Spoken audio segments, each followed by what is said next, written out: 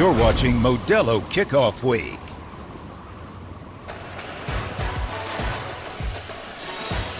Welcome to ESPN College Football Primetime, presented by Ram Trucks, part of Modelo Kickoff Week. It's home sweet home and brave new world. The Sooner Schooner embarks on a new journey. It's Oklahoma's first game as a member of the SEC. It's the first Friday night home game in school history. The Temple Owls in Norman to begin the season. Good evening, Anish Shroff, former Heisman Trophy winner Andre Ware. Paul Carcaterra is down on the sideline. Another offseason and the winds of change sweep through college football. 12-team playoff, new rules, coaching giants gone, and realignment roulette has found Oklahoma in the SEC. Yeah, there's a lot to unravel, but I think all the changes are good for college football. It's going to be an exciting season. 12 teams now have a chance to get in, and we're excited about the SEC and Oklahoma. The Sooners bring one of the most storied histories in college football to their new league. Yeah, you got legendary coaches, 50 conference championships, outstanding play and players that have come through this program, national championships, and also Heisman Trophy winners, a lot of them. Oklahoma, in its Big 12 tenure, dominated. They did so with elite quarterback play. They feel they have the guy to lead them into the SEC. Yeah, Jackson Arnold, he is fantastic at moving around and finding time to locate receivers down the field. He can drive the football when he needs to. He can put touch on it just at the right time. It takes timing. He's now ready to play. He's played a lot of football. He's ready for this moment. Meanwhile, Temple's Forrest Brock makes his first start at this level. The last time he started was for Santa Monica Community College, November 2022, in front of 110 people. He's a junior from Topanga, California. This is Boy Meets World. Yeah, it is. And my advice to him would be, don't look up. Keep yourself focused on what's going on the field. Do not allow this crowd to disrupt what he's trying to do in this one. He's got that California cool. It'll be tested in the Oklahoma heat in front of 80,000 strong at Memorial Stadium.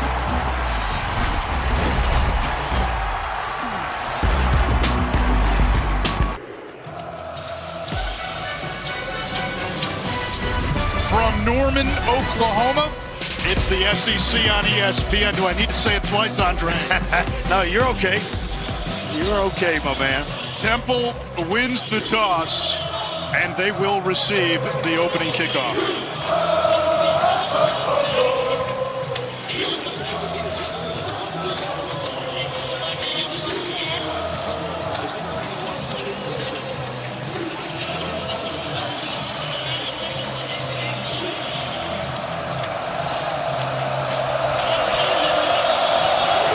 Zach Schmidt sends it away. No chance for E.J. Wilson. And the Owls will take over at their 25-yard line. Kark, Oklahoma likes what it has on defense, and it starts with a terrific middle linebacker. Oklahoma linebacker, he fit. Thing about this program, and he could have gone to the NFL, and in the offseason, he thought he was a lock to leave for the draft, but then he thought hard about it all, and it's more to give this program, and he's on the field right now. He's led the Sooners in tackles the last 2 years. He is a live wire, and he's used Brian Bosworth, the great linebacker in the 80s from the Sooners, as a mentor. It's all about leading. Leave your legacy, and it starts ushering into the SEC tonight. Brock will throw on first down. A little too hot. Incomplete. Intended for Antonio Jones. 2nd and 10. Forrest Brock, we mentioned, a junior college transfer. First start at this level. Temple had E.J. Warner last year. Yeah, he's an athlete himself now. He's very fast. He just lacks experience. Plays relaxed. Had a great fall camp, won the job, and they feel confident in his abilities to lead this team.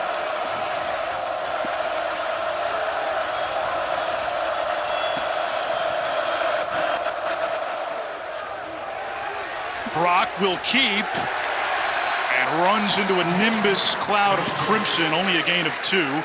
Impact players are brought to you by Home Depot. Yeah, guys that are going to affect this game on both sides of the ball. Dante Wright for Temple, he's their deep threat. Jaden Jackson, a freshman for OU on the defensive line. Brent Venables, he keeps a young guy that can play. Jackson came in and just won the job. Overshot Dante Wright, and Temple goes 3 and out, and Oklahoma will get its first turn on offense. Yeah, the jitters are still there for Forrest Brock. You could see it in his first 2 pass attempts. Got to settle him down. You know, once you've thrown one, he gets that first completion. They thought by running him on a design quarterback run that would get his footing and settle him into this game. It hasn't happened yet.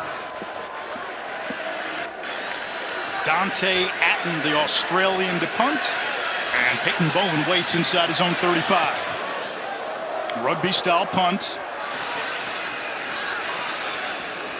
It takes a Temple roll, downed right off the SEC logo, a 49-yard kick. And we get to see Jackson Arnold and the Sooners offense. Arnold, out of high school, a 5-star recruit. Last year, played in 7 games, only 1 start. That was the Alamo Bowl. A little turnover prone, but the upside for this kid, Andre, is undeniable. Yeah, he is super talented, highly recruited. You mentioned it, a Under Armour All-American out of high school. He's got everything you need to play the position. On first down, a reverse. Deion Burks, the transfer from Purdue, where he was the Boilermakers' top receiver last year. It's pretty much a remade off a defense for Temple, and they do a heck of a job of just kind of staying at home, not getting fooled by the eye candy. Guys pursuing, got a fast defense. Arnold takes a hit, punches in the launch code, and connects. Jalil Farouk inside the 25 of Temple, a gain of 47. Boy, what you love about this is Arnold reading the field and then standing in there, knowing you're going to get hit, but delivers an absolute dime. That is the definition of throwing a guy open. Screen to the outside. That's Burks. His first catch as a Sooner. This is an offense. They love their wide receivers as deep as anybody. That's the wide out. Yeah, that's the strength of their offense. Underrated running back room. The question is the offensive line, where they had to replace all 5 starters from last year. Can they protect Jackson Arnold? On the ground. And that is Gavin Sawchuk, who finished last season with 5 straight 100-yard games. Yeah, Oklahoma would love to get in the end zone here and put a lot of pressure on Temple. Temple wants to hold to just a field goal attempt right here. Buckle down, play everything in front of the first down marker, and come after Jackson Arnold. Don't allow him to sit back with time.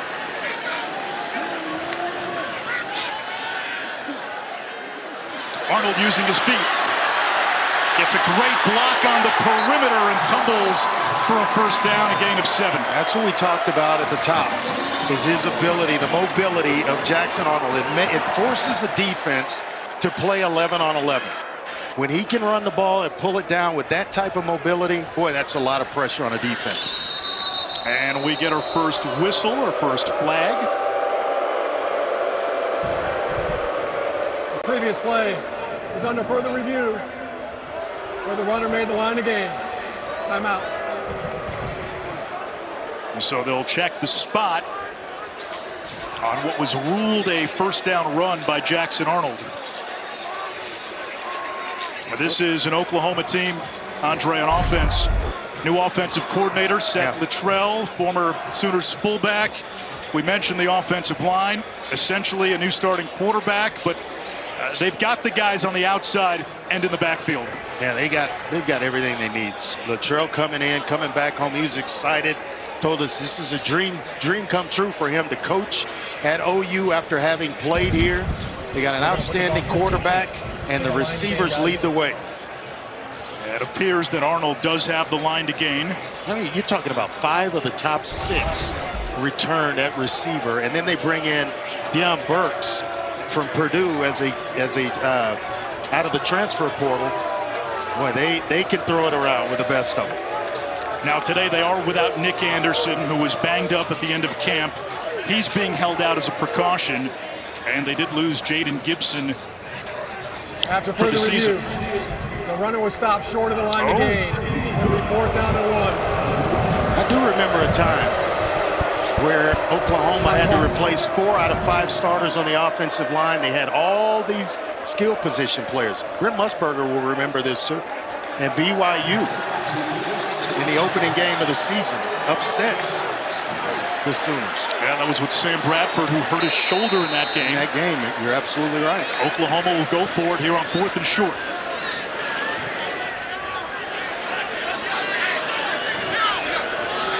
Two tight end set. They run it behind that new look offensive line, and Sawchuk gets the push. I mean, and it took a push to pick up the first down. Aggressive decision by head coach Brent Venables.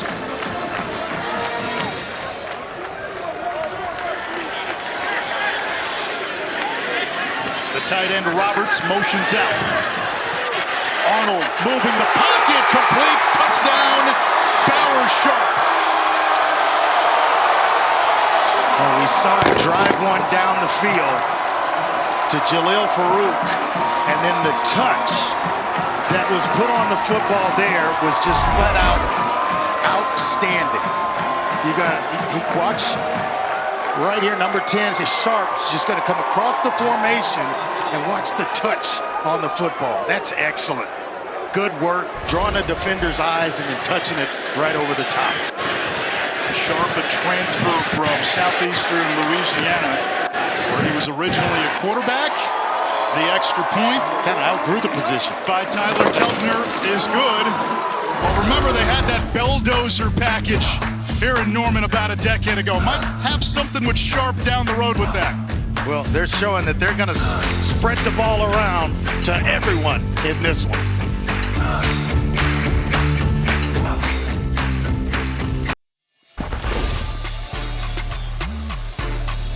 Maiden voyage for Oklahoma in the SEC. It didn't go so well for these programs, but context is important.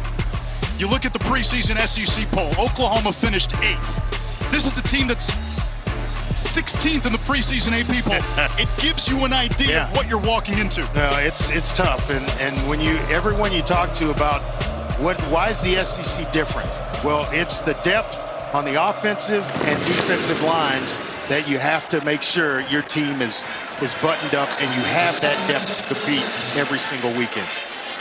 It is quite the Labor Day weekend here in week 1. Saturday, we've got Clemson and Georgia. These two have won 4 of the last 8 national titles, although Clemson's been in a little bit of a college football playoff drought. Cam Ward and Miami. The big transfer addition at quarterback. Canes looking for a bounce-back season against Florida. Then Sunday in Vegas, USC and LSU. 2 teams replacing Heisman-winning quarterbacks. That last one there at Florida State, you're talking about bouncing back, looking for a bounce-back game. They're definitely looking for it. Lost to Georgia Tech in Dublin last weekend. First down, the handoff is to Joquez Smith, the sophomore out of Tampa. Picks up a couple, 2nd down and 8. This defensive line, Andre, has been rebuilt for Oklahoma, and we could see some promising young players up front as this game goes on. And the same thing on the other side, Anish, for Temple. Their offensive line rebuilt. Wisdom Quarshi try to run behind him. Their right guard has started 24 games in the last 3 years, the most experienced player on the offensive line for Temple. Temple in Stan Drayton's 3rd season. They went 3-9 the last 2 years. And that's a nice call there. Dante Wright getting to the outside. One of our impact players making himself available. Was the team's leading receiver last year with 39 catches over 500 yards. Temple struggled because of the lack of depth up front. They had a tremendous amount of injuries along the offensive line. play a bunch of true freshmen last year. And Stan Drayton only has 6 players left from the team he inherited a couple years ago. Pressure off the edge, and Brock's got to kill it. 2nd and 10. Kendall Dolby with the backup with a surround sound here in Norman. Yeah, trying to set up a screen to their tight end, James Della Pesca. And just the heat and the pressure coming too fast right now for Forrest Brock. Got to get him settled in the passing game. A couple of completions will do that. We were trying to get him an easy one there with a screen pass. Brock 0 for 3. They'll keep it. Manages to get across the 40. The ball is out. Sooners say they have it. The one thing that Temple talked about when we had a chance to visit with them this week, number one thing was to play clean. You cannot go on the road and turn the ball over, is what Stan Drayton told us. We're going. And I mean, that's exactly, and you certainly can't do it, Anish, on your end of the field. Ethan Downs forced the fumble. The Sooners take over in plus territory. 9:50 to go, quarter number 1.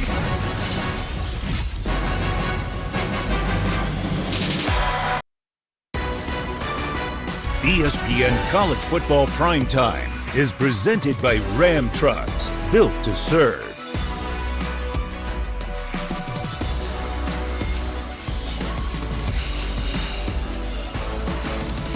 Over the last quarter century, nobody has had a quarterback room like Oklahoma. Yeah, and a guy that can spread it around like Jackson Arnold stepping in. But here, I'm going to take a shot. Here in plus yardage territory, sudden change because of the turnover. I'm going deep. Taylor Tatum, the freshman, the #1 running back in his class, in the backfield. He gets the call. His first carry is a Sooner, and he's inside the 40, a gain of 4. Impact Players brought to you by Home Depot. Jackson Arnold, obviously one of those, and then Deion Burks as well. One of the slot receivers transferred from Purdue. Back to the tight end, Sharp, who had the touchdown. And he looks to have enough for a first down. Boy, they seem to have some chemistry, don't they? A nice touch pass to Sharp for the touchdown.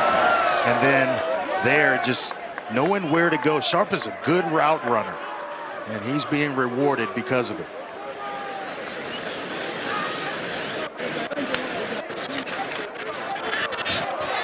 Burks on the fly sweep. Boy, he's got some wheels. This kid's a weight room wonder, too. He's 5'9", 190. One of Bruce Feldman's freaks. Squats 540, benches 400.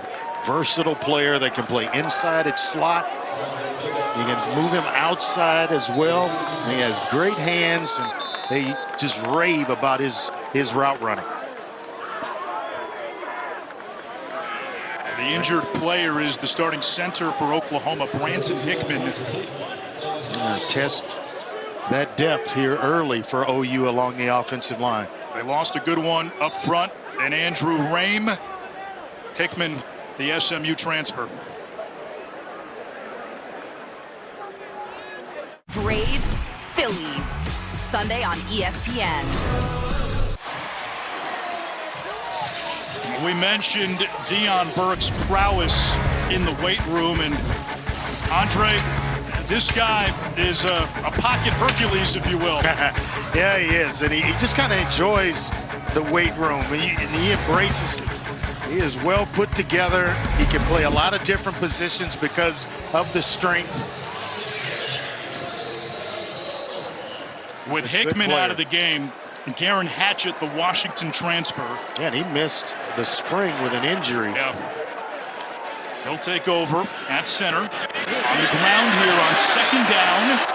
And get the edge. It's Javante Barnes, who really had a promising freshman season. Had a foot injury, needed surgery. Wasn't quite right at any point last year. They're expecting big things with a healthy Barnes. Yeah, they do, and they talked to us about rotating backs throughout this game. Arnold to the end zone. Touchdown. It's Deion Burks. Nice timing, and again, someone right in the face of Jackson Arnold, and he throws a dime to the transfer Burks. The pressure right in his face as he gets rid of the football. Well, that's operating at a high level right there, and wouldn't know that it's only his second start of his career. Pretty good debut in front of the home crowd. 5 for 5, 85 yards, 2 TDs. It's a perfect start for Jackson Arnold. A little bit different than his first start in the Alamo Bowl, where he missed his first 4 passes. Threw 3 interceptions in that game. 14-0 Oklahoma. So turnovers and turnover margin, a big issue for Temple last year, minus in that category by a significant margin. They only had 5 takeaways as a team, and then they cough it up on the road against a heavily favored Oklahoma team, and the Sooners turn it into 7. Yeah, and here Temple, when they get the ball back, it's almost to the point where you got to go put some points on the board so that this doesn't become a runaway freight train. Temple number 17 is now number 45. 17 is now 45. The speed right now of Oklahoma offensively is a little bit too much for Temple to handle.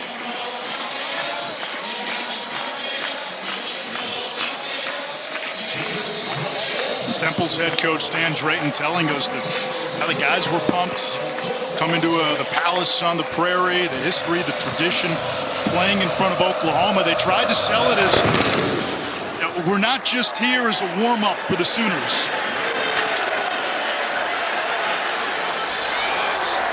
And Temple will start shy of its 25.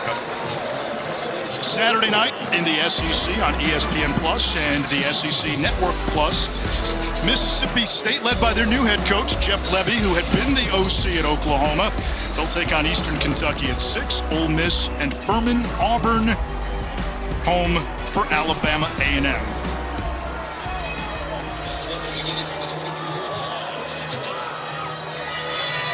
Third offensive series for Temple.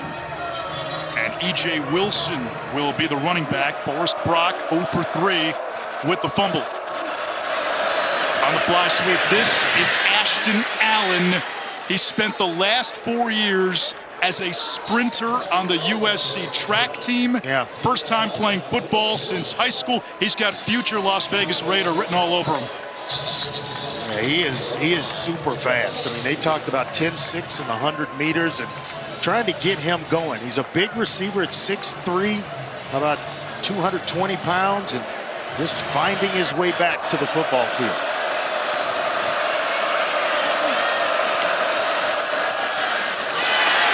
Incomplete, tipped, 3rd down. And here is where they've chosen to run the quarterback on earlier 3rd downs in this game. So Forrest Brock can give you that element when things break down, but I think OU is going to be, they have a spy in Danny Stutzman to make sure that Brock doesn't pull it down and run it. Keep it on the ground, and Wilson plunges ahead, and he gets just enough for a 1st down. The FIU transfer known for his speed. Well, someone lost a shoe, and one of the safeties just took it and threw it about 20 yards down the field. A nice job of just knowing where to get to pick up the 1st down. E.J. Wilson is his shoe that came off after the tackle. Lewis just picked it up and tossed it. It's no sportsmanship in that. Not yet.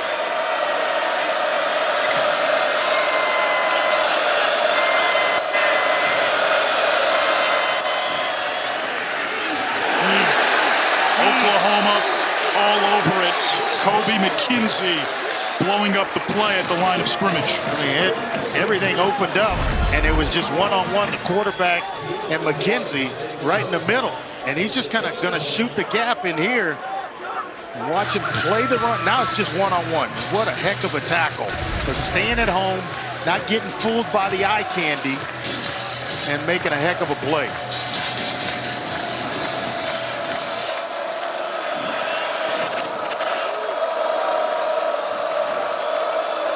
Pesca, the tight end, in motion. And that one too high, too much for Antoine Littleton, big 240-pound running back who transferred in from Maryland. Kind of knowing where your safety valve is, you just got to throw him a catchable ball. And I think the jitters is still there for Forrest Brock. In this atmosphere, he has yet to settle himself in. 0 for 4, 0 for 5 to start the game now. Now, we told you his last game that he started was in front of 110 people. 80,000 strong tonight.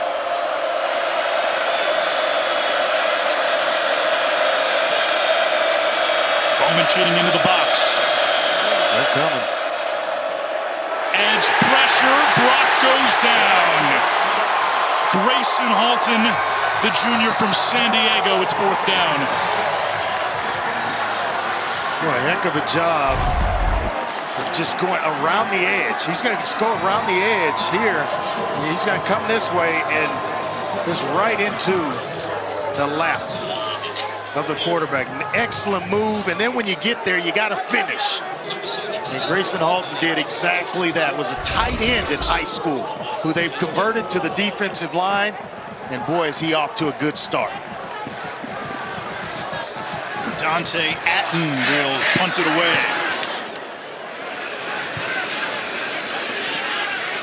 And this takes a Temple bounce. And finally dies inside the 15, a 59-yard punt. Let's take a look at the QBs and what they're doing today. We see Jackson Arnold perfect, 5 for 5, 85 yards, and 2 of those completions for touchdowns, and you're still waiting, if you're a Temple fan, for that first completion for Forrest Brock. Once he gets it, he'll settle in, but you've got to find the hands of a receiver and have the receiver secure it. It's a little bit different for certain guys. Some guys are, you need a quick hitch or a slant. Some want to run the football to settle in. I like to get hit first, and then hey, nerves are gone, let's play. Speed option. Arnold caroms across for a short gain. Kark. You know, Anish, you were talking about the past Sooner greats at quarterback. Jackson Arnold is actually the highest rated OU quarterback recruit in the ESPN 300 era. And that's saying something when 4 Sooner quarterbacks have won the Heisman the last 25 years. We're seeing his arm, but he loves to run the ball. As a youth, he played running back for 3 years for his father, Todd, who was a running back at Wofford. Taught him how to hit the hole. So we see the arm, you see the legs, he's the total package. Board number 32 was a running back for 2 years for the Dickinson Vikings. Oh boy. That time, Latrell Jean gets Arnold. This was a rebuilt Temple defense. They hit the portal hard, including Jean, who came from FAU. Yeah, he plays with tremendous energy, and he's a really good player. They are fired up about him being at Temple and finishing his career there. He wears one of those single digits given to the toughest Temple players, the highest honor of the team. Maybe a draw play here. 3rd and long, that one thrown behind his intended target. Wanted Roberts, the tight end. Boy, the punt set up all of this. You get backed up inside your own 15. The play calling changes a little bit. You're a little more protective if you're the offense. Temple able to make a couple of plays defensively. Going to get the ball back with some decent field position here. A first punt forced by this Temple defense. It's a secondary that imported 4 players through the portal. Basically, the entire defense is new. I feel like they're faster. I feel like they can compete in their conference. Luke Elzinga punts. Dante Wright lets it bounce. And it skips out of bounds near midfield. Temple has amazing representation, not only nationally but worldwide. 8 countries represented on this year's roster, the most foreign countries represented by any school in the FBS. Australia, Canada, England, Germany, Sweden, Tonga, and the United States. And when you look at this roster, it's always had the core of that Philly, South Jersey representation, but they're going worldwide too, and it's an amazing accomplishment by Stan Drayton and his staff in showing that this game is not just in the United States, it's worldwide. I'd imagine a higher per diem on those international recruiting trips too. Keep an eye on Allen. He's the speed guy for Temple. They empty it out. Screen pass thrown low, and that's a loss of 2 on the play. Joquez Smith. So you get your first completion, but it's for negative yardage. Yeah, so you go from 0 for 5 for 0 to 1 for 6 for -2. -2. Got to get this offensive unit going, and sometimes with early in the season, that's tough. You got so many new players playing together, and the offense not having enough work. It's tough to get the chemistry to move the football with consistency. This is a 2 tight end set. They started in empty. And not much there on the draw play. Dejon Terry got in the way. Joquez Smith for no gain, maybe a yard. 3rd and long now for Temple at a drive that started near midfield. Yeah, he's a transfer from Tennessee, but he's the only defensive tackle to start a game last year. So they're relatively new on the inside with Jaden Jackson, a true freshman, starting. Dominic Williams inside as well, and Terry's in there for him. Williams, a coveted transfer coming from TCU.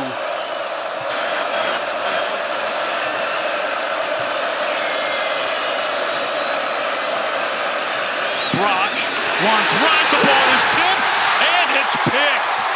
Kanai Walker off the deflection.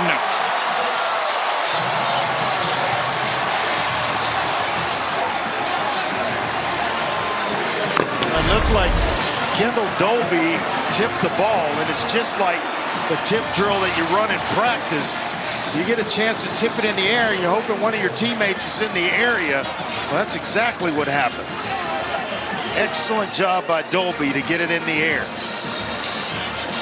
This is a talented Oklahoma secondary, and the coaches told us Walker was the most consistent corner throughout camp. And this is where I'm going deep again. That sudden change, keep an eye up top for receiver Burks. -20 turnover margin for Temple last year, -2 tonight. Arnold under pressure, lost the football. It was Gene, but there's a flag down. Maybe a false start if they're stopping it before the ball snapped. Before the snap, false start. Offense, number 15. 5-yard penalty. First down. Brennan Thompson, the receiver. Ready to get deep. Anxious. Got to settle in there, big guy. It's a transfer from the University of Texas. It's the flinch just a little bit early. Kind of surprised they called it. Usually they out wide. It's got to be. Yeah, it was really close. It's got to be obvious. Screen pass back to Thompson, and he can't spin away. Got right back to the line of scrimmage. That's well played by Louis Fry. The outside stayed at home, and then when you get a chance to get a guy on the ground, you have to. This is important for Temple to not allow a first down in this possession, this set of downs. Especially after the turnover. Burks motions out. Over the middle, there's the tight end Sharp again. And he gets back to the original line of scrimmage plus a yard. So 3rd down and 9 coming up here for Oklahoma. And this could very well be 4-down territory. Yeah, there are 2 types of tight ends. One's that you move around, that's Bauer Sharp. And then you have guys that are in line, good blocking tight ends, the big old, 260-pound guys that can secure the edge for you. 3rd catch for Sharp. They'd love to move him around here in the slot.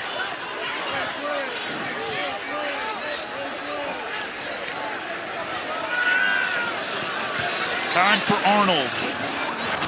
And can't get it to Andrell Anthony. Good defense there by Ben Osweke. It's excellent defense. It's from my neck of the woods at Foster High School, the Fort Bend area.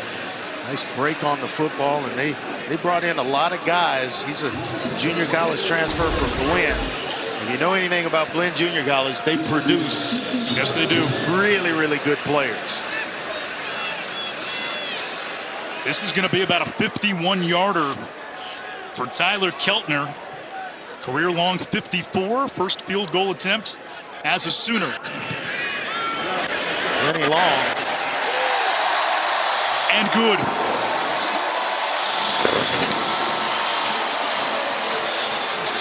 Points off turnovers for Oklahoma in this opening quarter. Got to clean it up, and that's one of the things that Temple coaching staff preached this week to us. It was play clean, and so far they haven't here in the first half. This season, All-State celebrates every field goal and extra point made with a donation to the participating university's General Scholarship Fund. Thank you, All-State.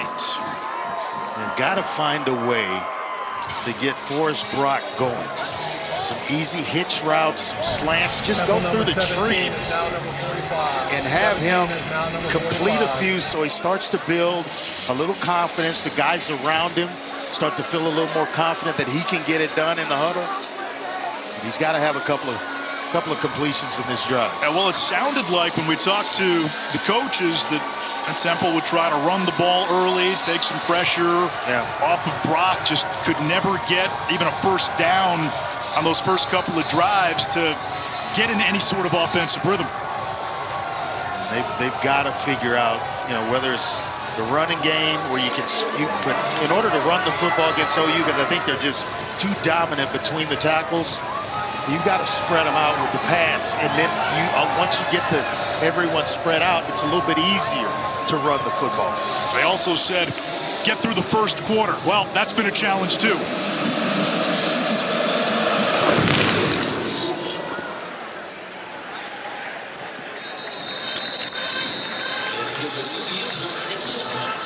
Oklahoma's first year in the SEC, making the move from the Big 12 with Texas, and Sooners will play a heavyweight schedule in their new conference.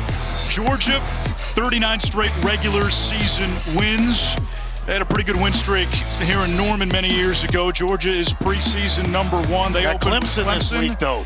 And then Kalen DeBoer takes over at Alabama after Nick Saban's retirement. Absolute right guy. Why do you say that? Because he's a winner. He's won everywhere he's gone. The stage is not too big for him at Alabama, and he'll win a lot of football games there. Right now, Oklahoma's defensive front continues to win up front. Yeah. That's R. Mason Thomas. He's a guy who's been limited by injuries the last 2 years, but had a terrific camp, according to reports. There's so much talent in the middle. David Stone, another true freshman, who's just tremendously talented. Halton, Terry, Sanders, Williams. The names go on and on between the tackles for OU defensively. And number 65, Jaden Jackson. They love him. He's a true freshman starting on this defensive line. Maybe the biggest surprise when the Week 1 depth chart came out. No doubt about it, but that gives you a chance to compete in the SEC when you have that type of depth inside along the defensive line. Oklahoma has come out and put up 17 in the opening quarter, taking advantage of a couple of Temple turnovers.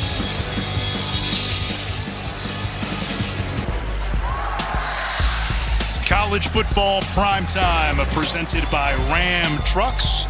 Second quarter here at Norman, Oklahoma. Sooners up 17-0. You know what all that means? A lot of success. Tremendous amount of success here. 14 conference titles in the Big 12. No one else had more than 4. Brett Venables, now in season 3 as head coach. One of the most accomplished defensive minds in the sport for a long time. And Dante Wright turns that into the biggest gain of the evening for Temple, 27. And it's Forrest Brock's first completion for positive yards. That's a heck of a job of going up, climbing the ladder, and making a play. And he's one of our impact players for a reason, and it's because of plays like that. Temple needing to get jump started here. Dante Wright trying to help this offense. He was Temple's leading wide receiver last year. Started at Colorado State. On the ground, and that's big, Antoine Littleton. Andre's got one of those nicknames, they call him Lil Twain. Oklahoma used to have a basketball player. Remember Tiny Gallon? Yeah. Tiny wasn't tiny. He's got a ton of experience coming over from Maryland, where he played in 26 games there. He's the bruiser type at 6'1", 240 pounds. Going to carry it a lot for this Temple team throughout the year. A couple of years ago, had a 120-yard game against Michigan. A former 4-star recruit. Terez Worthy now is in the game at running back. Brock Keeps on the option. And one thing he did there was get himself down and protect himself as well as the football. First turnover of the game was a fumble by Brock after a decent run. Now getting himself to 3rd down and still 3rd and long, but pick up 7. Where you run into trouble is when you're behind the down and distance marker when it's 3rd and 12 or so.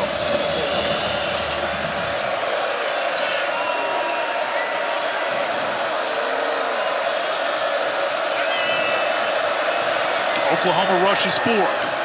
Over the middle, it's right again through a minefield, and he'll be stopped short. Maybe a fumble. And he may have lost the football. Oklahoma says they've got it.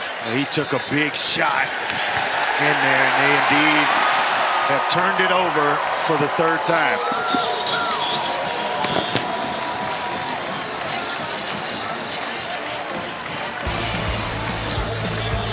This is right in the middle of the field. They set a little middle screen for Wright, Dante Wright. The ball comes loose.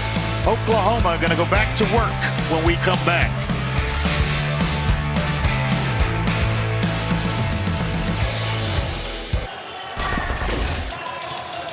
Welcome back to Norman, and a huge caused turnover by Danny Stutzman, who's the star middle linebacker. And I'm with the biggest legend of them all when it comes to Sooner linebackers, Brian Bosworth. And I know you have a relationship with Danny. How would you describe it? You know, it's just to see his growth. I mean, I'm not going to say parental, you know, but as a coach, kind of watching on the outside and knowing what he's going through and the challenges he's had to go through, and his leadership, how it's grown, his character, making the big decision about coming back for this next year. I think it was a wise decision for him, and he is the leader of that defense. And, you know, it's time we had a generational linebacker. We've been good in a lot of places. We've had some great ones over the past. But it's time for us to go from good to great. And I think Danny's got that special stuff inside. When you watch him play, where do you see a little bit of yourself in him?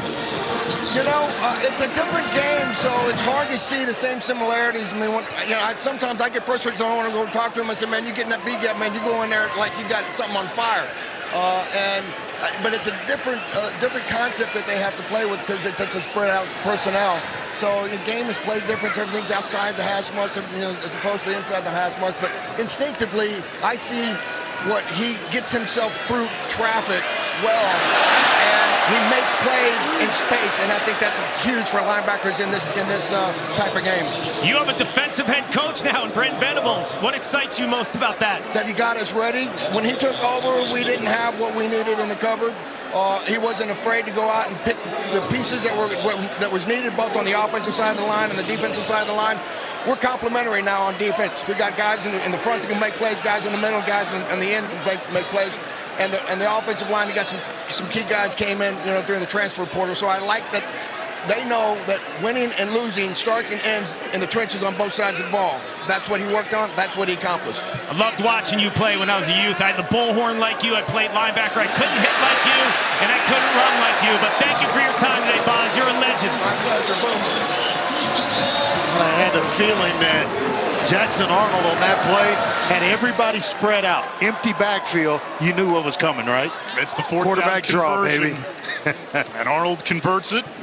And one more thing, Stutzman and Boz, similar personalities. Downfield, incomplete. Wanted J.J. Hester, who's going to be the beneficiary of more wide receiver reps with the injury to Jaden Gibson. I think going back to Boz, I mean, just a tremendous player, speed, just the nastiness in which he played the position. A legend here at Oklahoma. He was a legend in college football. You mentioned high school teammate, high school player that played here at Oklahoma, Rodney Anderson. Big hello to Cowboy. Yeah, he said it's been a while since they've had that generational linebacker. Boz Counts, Rocky Kalmus was another great one, a Butkus Award winner, and certainly Danny Stutzman should factor into the conversation, at least for the Butkus at the end of the season. There's no doubt. He's a every down linebacker, can play sideline to sideline, and he's the leader of this Oklahoma team. Not just the defense, everywhere. Third down now for Arnold in this offense. Pressure off the edge. Arnold steps up, completes. It's going to be shy. You got to expect them to go for it. Fourth down, Brennan Thompson the catch. That was the situation earlier, and Brent Venables elected to keep the offense on the field. They're coming again. That's for Sawchuk with this one. Temple crowding the box. And a timeout by Oklahoma. Before the snap, timeout. Oklahoma. Looked like a hole was going to develop as Sawchuk was going to pick it up with ease. 4th and 1, Sooners on the other side.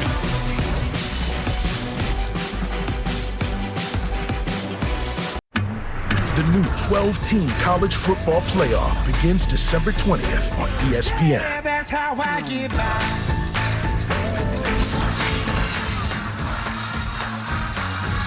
A forecast of what the new 12-team playoff would look like based on the preseason AP poll. Florida State is in there despite the loss because we have not had a second poll yet.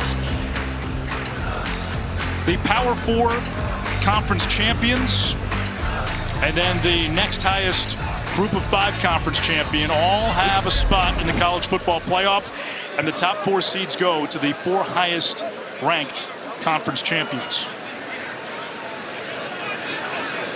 Those all get first round byes. Darren Hatchett still in there at center. Sawchuk rifles his way inside the 30 for a 4th down conversion. Kovechi Weewoo, the right guard, does a heck of a job of just kind of cleaning it up and allowing Sawchuk to go to work. They've gone to him twice now in short yardage situations. This offensive line will determine so much for Oklahoma, especially once they get into SEC play, as Sawchuk picks up 3. He got hurt early last season. He's a patient runner with good vision, and they're expecting a really, really big year from him. It's 744 yards last year. He is looking to build on that. Closed last season with 5 straight 100-yard games. Averaged more than 7 a carry in that span. Back to Sawchuk.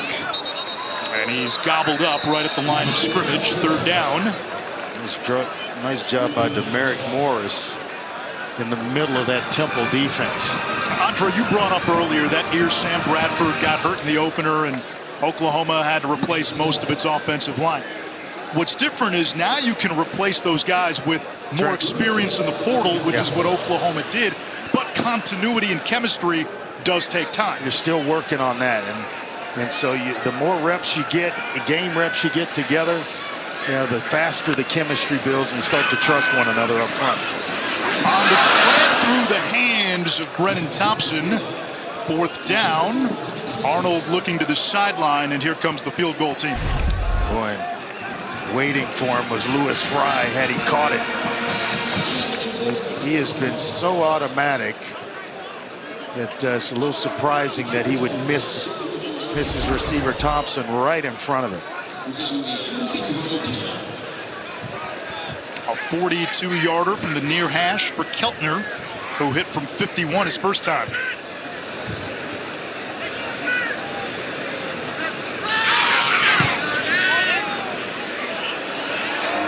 And he is 2 for 2. Oklahoma makes it 20-0 with 8:05 to go in the first half.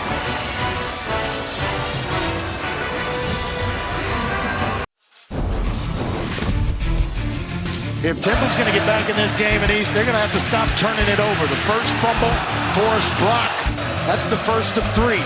Good run, and then puts it on the ground. You throw it into a crowded area, it gets tipped, and an interception. And then a nice pass over the middle to Dante Wright. Secure the football in the middle of the field. It comes loose. That's the 3rd turnover for Temple. And OU capitalizing on each one.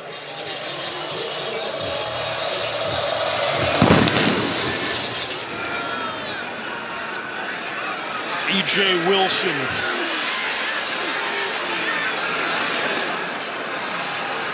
Driven back, forward progress will give him the 20-yard line.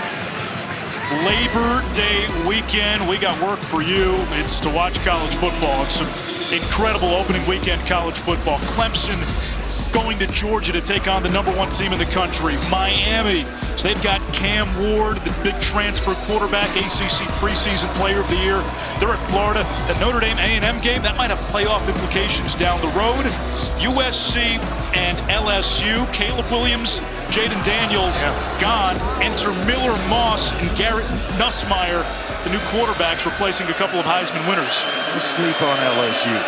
And I always have something to say when it comes to the SEC by year's end. E.J. Wilson, just nowhere to run. Ambushed. Nowhere to go. I mean, that's been the story of the game, is the play of Oklahoma's defensive line. Right in the middle. They're so talented. Jaden Jackson right up front in the middle with Stutzman behind him, and then Billy Bauman Jr. at safety. They're so strong right up the middle of that defense. Now, Billy Bowman, one of the best playmakers in college football, period. 6 picks last year to go along with 3 pick sixes. Pretty good high school in Denton Ryan here in Dallas. High school teammate of Jackson Arnold. Same high school, Jackson Arnold. Forrest Brock over the middle, incomplete. He's now 3 for 10. Intended for Reese Clark, the sophomore from Philadelphia. Got to hold on to that. And it's an accurately thrown ball that went right through the hands. And Stutzman applying the pressure. Well, he's a good player, isn't he? Fun to watch, man. Fun to watch. Just flies around, making plays, getting guys lined up, directing traffic right there in the middle. And here comes the blitz.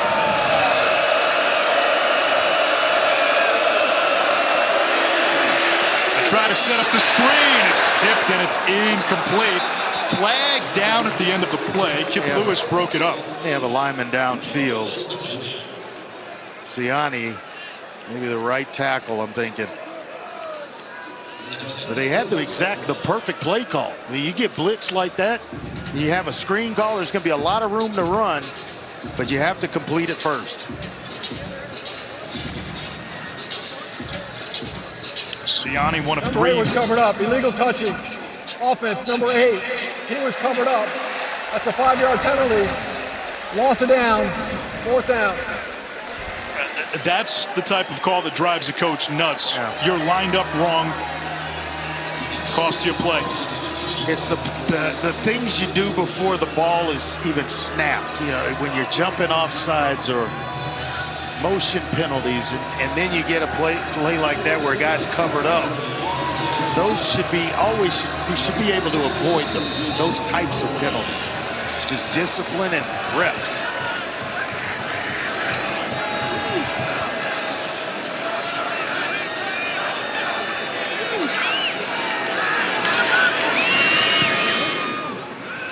Atten's punt finds Peyton Bowen.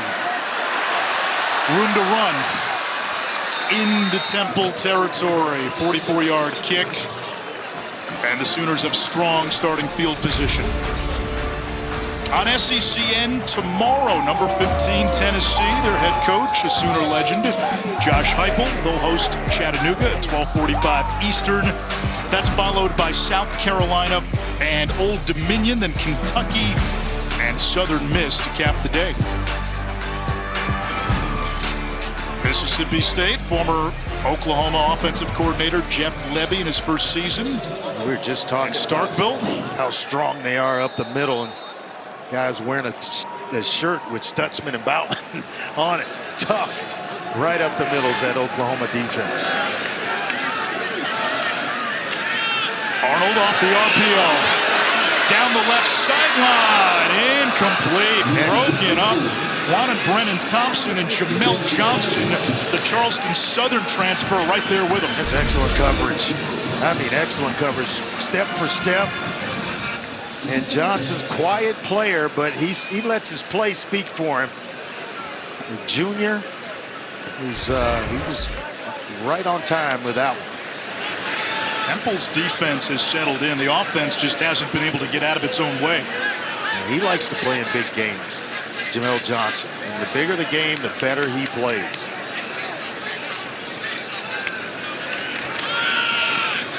On the ground and moving the pile, Javante Barnes, flag down. They're going to have a hold here. There hadn't been a whole lot of laundry for Oklahoma. Been pretty clean. Personal foul. Hands to the face. Defense. Number 58. Give him an automatic first down. At the end of the run. First down. I think it's Sekou Kroma. He's saying no. The officials say yes. Right here. Right to the face. Oh, yeah. No doubt about it. No doubt about it. Arnold again off the RPO. It's Thompson on the slant. Gain of 6.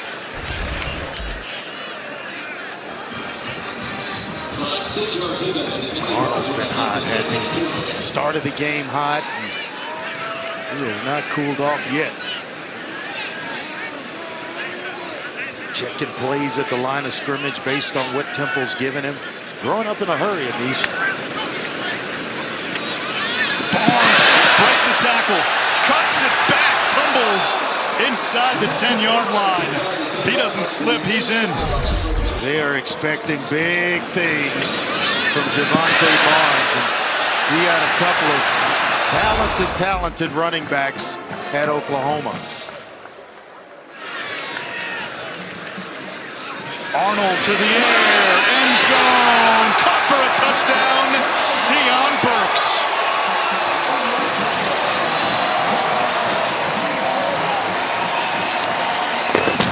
Near perfection from Jackson Arnold. Just the ability to sort through reads and get the ball out on time has been outstanding. Low corner route from Burks, going to set his man up, and I'll tell you what, that's right on time and extremely accurate. He got this Oklahoma fan base excited back in the spring when he had a monster spring game. 2 touchdowns tonight in his Sooners debut. That's when you can't hit him. But tonight he can be hit, and he's still dealing.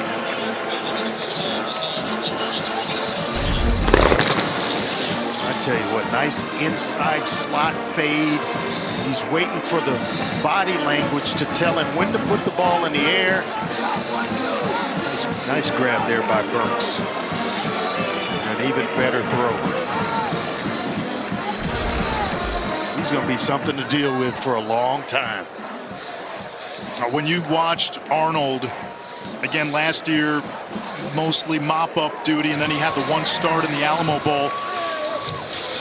He's the guy now with Dillon Gabriel having transferred again, going to Oregon. Temple number 17 is now number 45. Does he pass that sniff test? Yeah, we know 5-star, we know the pedigree. That you feel confident he's the next great one? Well, I think so. Yeah. He's running guys out of town. You know, they feel that pressure, and he's coming, and they know how good he is. You know what I'm saying? But, yeah, I think he's got – he has lived up to the hype and maybe even surpassed it. Still a long way to go, but he is off to a tremendous start. 11 of 16, 114 yards, and 3 touchdowns here in the first half.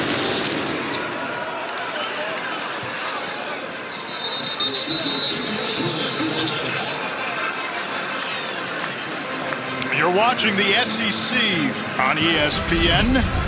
Oklahoma, season 1 in its new conference. Yeah, your TV's not wrong. No, it's the SEC. OU is in the SEC. Oklahoma and Texas making that long-awaited move. Kark?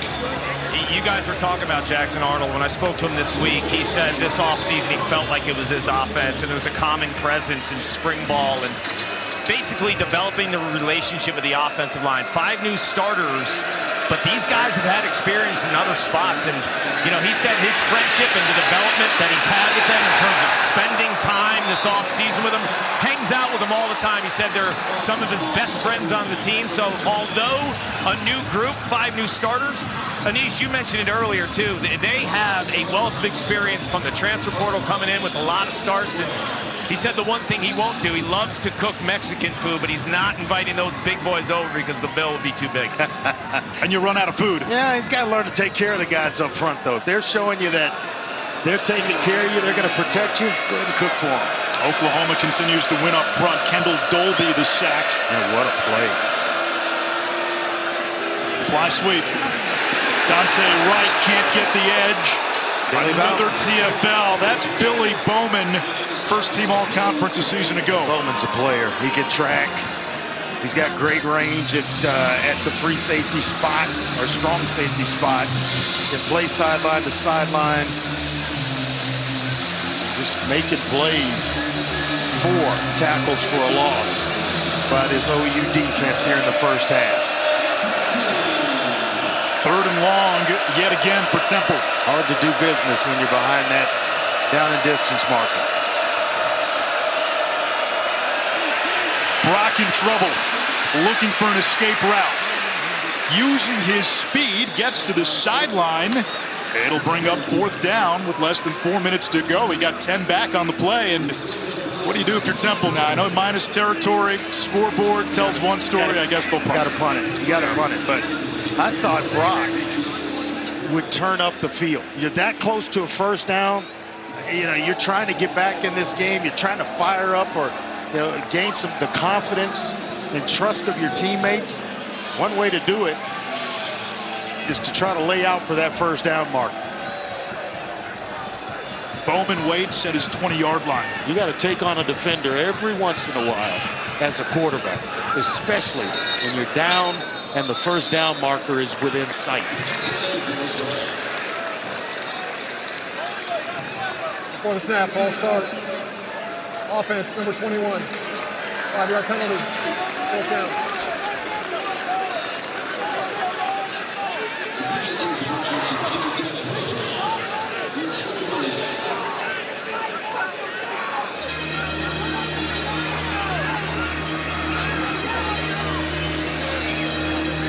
Making some changes. And they switched out the return man. Yeah. Peyton Bowen in for Billy Bowman. Peyton's got a younger brother, Eli, a true freshman on the Sooners. Pretty good brother-name combo, right? Peyton and Eli? Yeah, it is. Well, Andre, we're going to learn about Jackson Arnold real fast because Oklahoma's foray into the SEC features one of the nation's toughest schedules. Tennessee, top 15 team in the SEC home opener. You get Texas, that's the big rivalry game. Ole Miss is in the top 10 to begin the season. Missouri, Bama, LSU to close. My alma mater next week against Houston here. And the thing about it is their first 4 games are home games, so they have an opportunity and an advantage to really start the season with a bang, especially if they can get by Tennessee in that one. Ole Miss, Missouri, and LSU, all road games. Arnold off the pump fake. Now using his feet.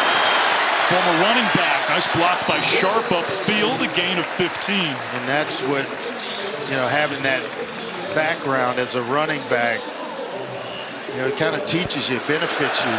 When you have to pull it down, you know exactly what to do with it. You know how to protect the football as a quarterback, having played the running back spot. Arnold to the air, dropped by Hester. It stops the clock. And Andre, we are coming up not on the 2-minute warning, but the 2-minute timeout, which is new in college football this year. Yeah, it is. Taking a page out of the NFL's 2-minute drill. A 2-minute warning. It's not a warning. It's not a warning. It's a timeout. Sounds better. Go ahead and make the change. Call it a 2-minute warning. Gives it some more urgency, doesn't it? It does. A freshman, Carrion, makes the catch. There's so many weapons for OU. We mentioned it earlier. 5 of their 6 top receivers coming back, and then they add Deion Burks, who has a touchdown reception in this game. We haven't even seen Nick Anderson today. Held out as a precaution. He was dynamite as a freshman last year. They're going to be hard to deal with. A 2-minute timeout. We'll take the break. The 2-minute timeout. Coming up on this halftime report, what can the Sooners do this year in the SEC? We'll talk about their ceiling. How high is it? Plus, start your Saturday off with the top 15 matchup between Clemson and Georgia. What are the deciding factors in that game? And it is our first Friday here of Mulling It Over. Coach Dan Mullen, Joey Galloway, myself. We'll see you. Talk about the college football playoff. Anish? Kelsey, thank you. Brent Venables' answer to being SEC ready was simple. He said their success in the league will depend on how well they hold up in the trenches. Yeah, he got an offsides here, trying to just take a deep shot because he knew he had Temple's defense offsides on 3rd down. I mean, it's just been one mistake after the other. The 3 turnovers. Offside. Defense, number 55. He was in the neutral zone at the snap. 5-yard penalty. Repeat 3rd down. A hands to the face penalty. You know, and now an offsides where it's 3rd and long. And now you give them 5 yards to make it 3rd and short. And likely 4-down territory. Yeah, no doubt about it. And they've proven that they'll go for it because on 2 occasions they've converted on 4th down. Sultan Badmus, the guilty party, true freshman who this coaching staff feels has an incredible upside. Arnold will keep. Impacted in the backfield. Get there. And he'll lose a yard. Nice job by the Temple front 7. A lot of white jerseys around Jackson Arnold. Design quarterback run. And they play it well. Nobody leaves. Excellent job inside. Timeout. Temple. First of the half. 30 seconds. So Temple will stop the clock. 1:48 to go. 4th and 4. It's still plus territory. So if you're Oklahoma, you're Seth Littrell. Are you calling off the punt team? Or you receive first in the 2nd half, you punt, you play field position. I'm going for it. You are. The way the defense is played. I can see the quarterback in you gleaming through your eyes. I'm going for it. The way the defense for Oklahoma has played, I'm not afraid whatsoever. Now this Oklahoma defense, 5 TFLs, only 62 yards allowed, and it's forced 3 turnovers. And the offense does come out there on 4th down. He's got single coverage at the top. 3 for 3 on 4th down tonight. If he chooses to go there. Burks in the slot. It's man-to-man. You got a blitz coming. All these guys' bodies in there. Here they go. Huge punt. Nice job. Excellent job, Jackson Arnold. Man of all seasons. He can do it all. Yard punt to pin Temple at its own 5. That's awesome. You see all these guys coming. Nobody's back. Call for the pooch punt. And your quarterback does one heck of a job of knocking it down at the 5-yard line. I know in your day at Houston, I kicked. I didn't punt. You would have been campaigning to go for it because you knew you weren't playing the 2nd half. And that was in high school. Simon Rodriguez did a heck of a job along with some other guys that they were much better. Roman Anderson was a much better kicker than I was, but I did kick in high school. In college, you had to get all your stats in the first half. Could not punt at all whatsoever. Oklahoma's got 2 timeouts, so does Temple. Smith, the running back, and he just gets mauled at the point of attack. I mean, so many Sooners around the football. Oklahoma. It's going to be tough to move them off the ball. I mean, they've got depth. That's Halton again, who I mentioned earlier was a tight end in high school. 1 timeout left for the Sooners, 1:34 to go in the half. Originally committed to Oregon before making his way to Norman. Well, that defense has been outstanding. 3 turnovers, as you mentioned, in these 5 tackles for a loss, and they've only allowed 62 total yards and no points. That is dominance by a defense. It's a tall order for a Temple offensive line that is very young.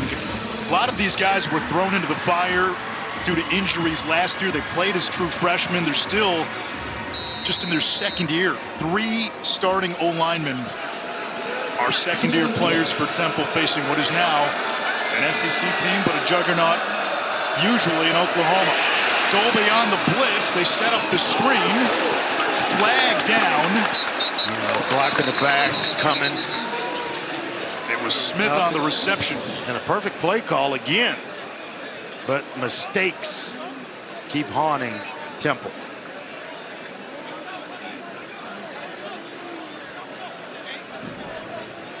Holding. Offense. Number 62. Penalties half the distance to goal. Repeat, second down. The clock will start on the snap. James Faminu.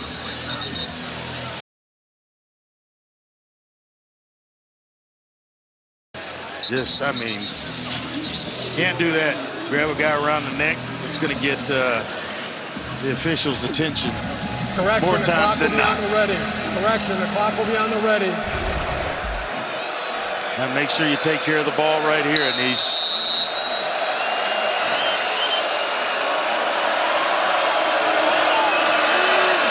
Smith lost the football. If Oklahoma has it, that's the 4th Temple turnover, and the Sooners have it at the Owls 6. I think it's Grayson Halton again that may have punched the ball out.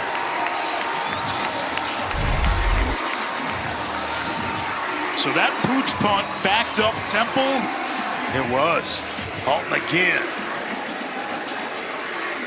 And guess who covered it up? Billy Bowman. The football seems to find him. I'm just impressed with the entire unit, where it's just plays are just happening, and this is the way Coach Venables wants to play.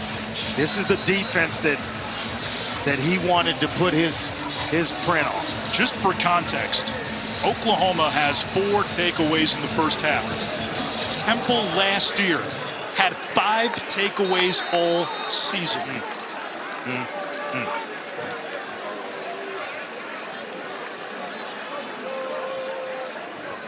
Where is Burks?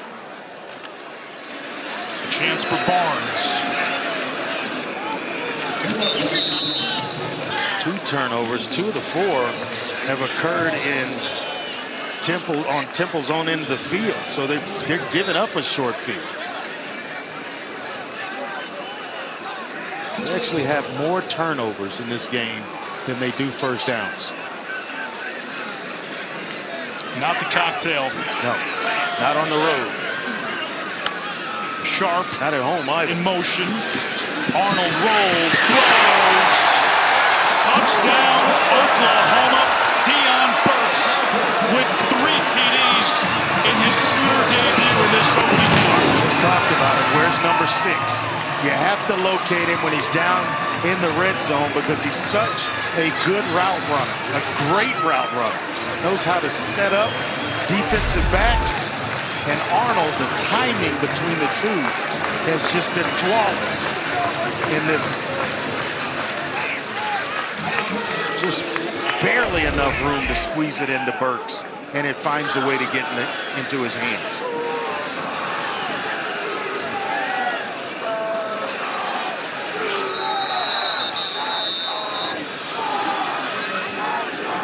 Play again. Offense. 5-yard penalty. Try. This is where backs up Oklahoma 5. This is where I wish the NFL would go back to kicking extra points from the 2-yard. It just makes no sense that you can kick a field goal and get 3 points, but then the 3 points, the 1 point is longer than the 3. It makes no sense whatsoever. They haven't called me on. They need to call me for the rules on that level. Being around you, I feel like they need to call you for a lot of things. 20 points off turnovers for Oklahoma in this first half. It's amazing. It's dominance. They are dominating that side of the ball and living in the backfield of Temple. Can't get the running game started because they're so stout in the middle, and then the pass rush has harassed Forrest Brock continuously here in the first half. A lot of new faces on the Temple sideline. 4th most scholarship newcomers in the FBS. 2nd fewest returning players. Only North Texas has less. It's like 45% experience returned for Temple. It's a lot of guys to have to replace.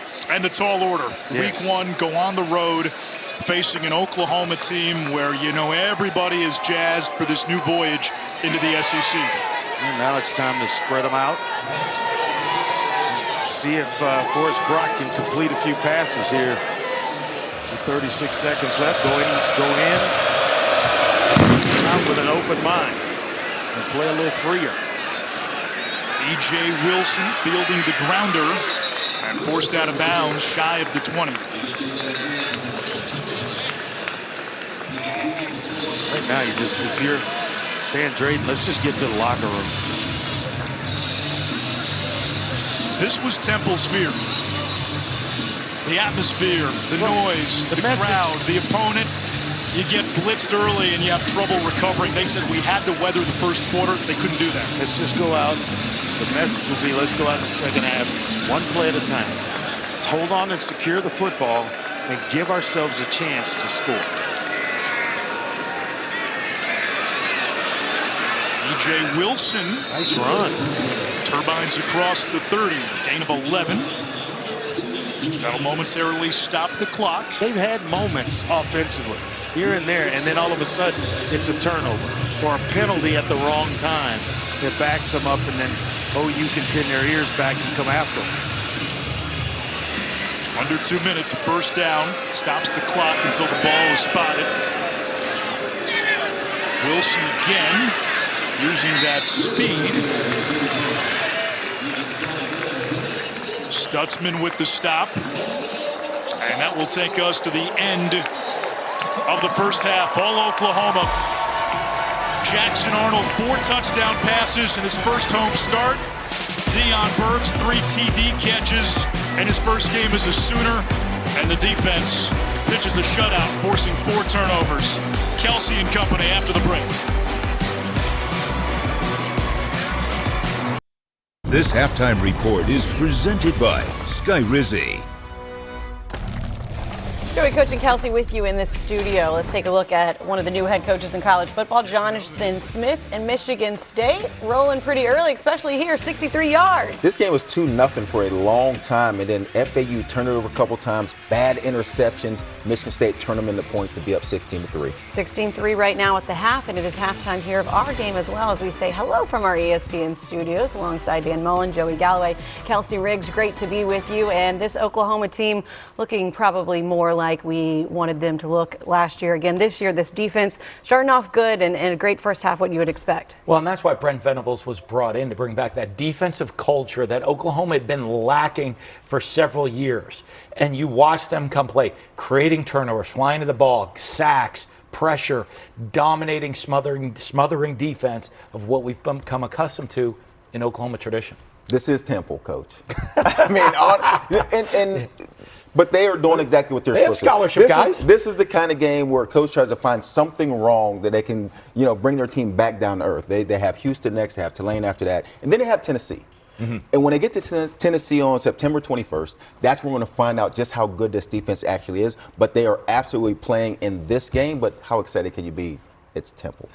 34-0 at the half, a start that you expected so far from Oklahoma, as many would expect to start the season off. We'll see what happens the rest of the SEC schedule for them.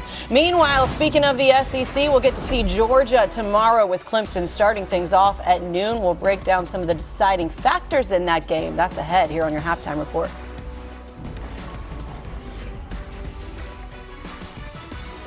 This halftime report is presented by Skyrizi.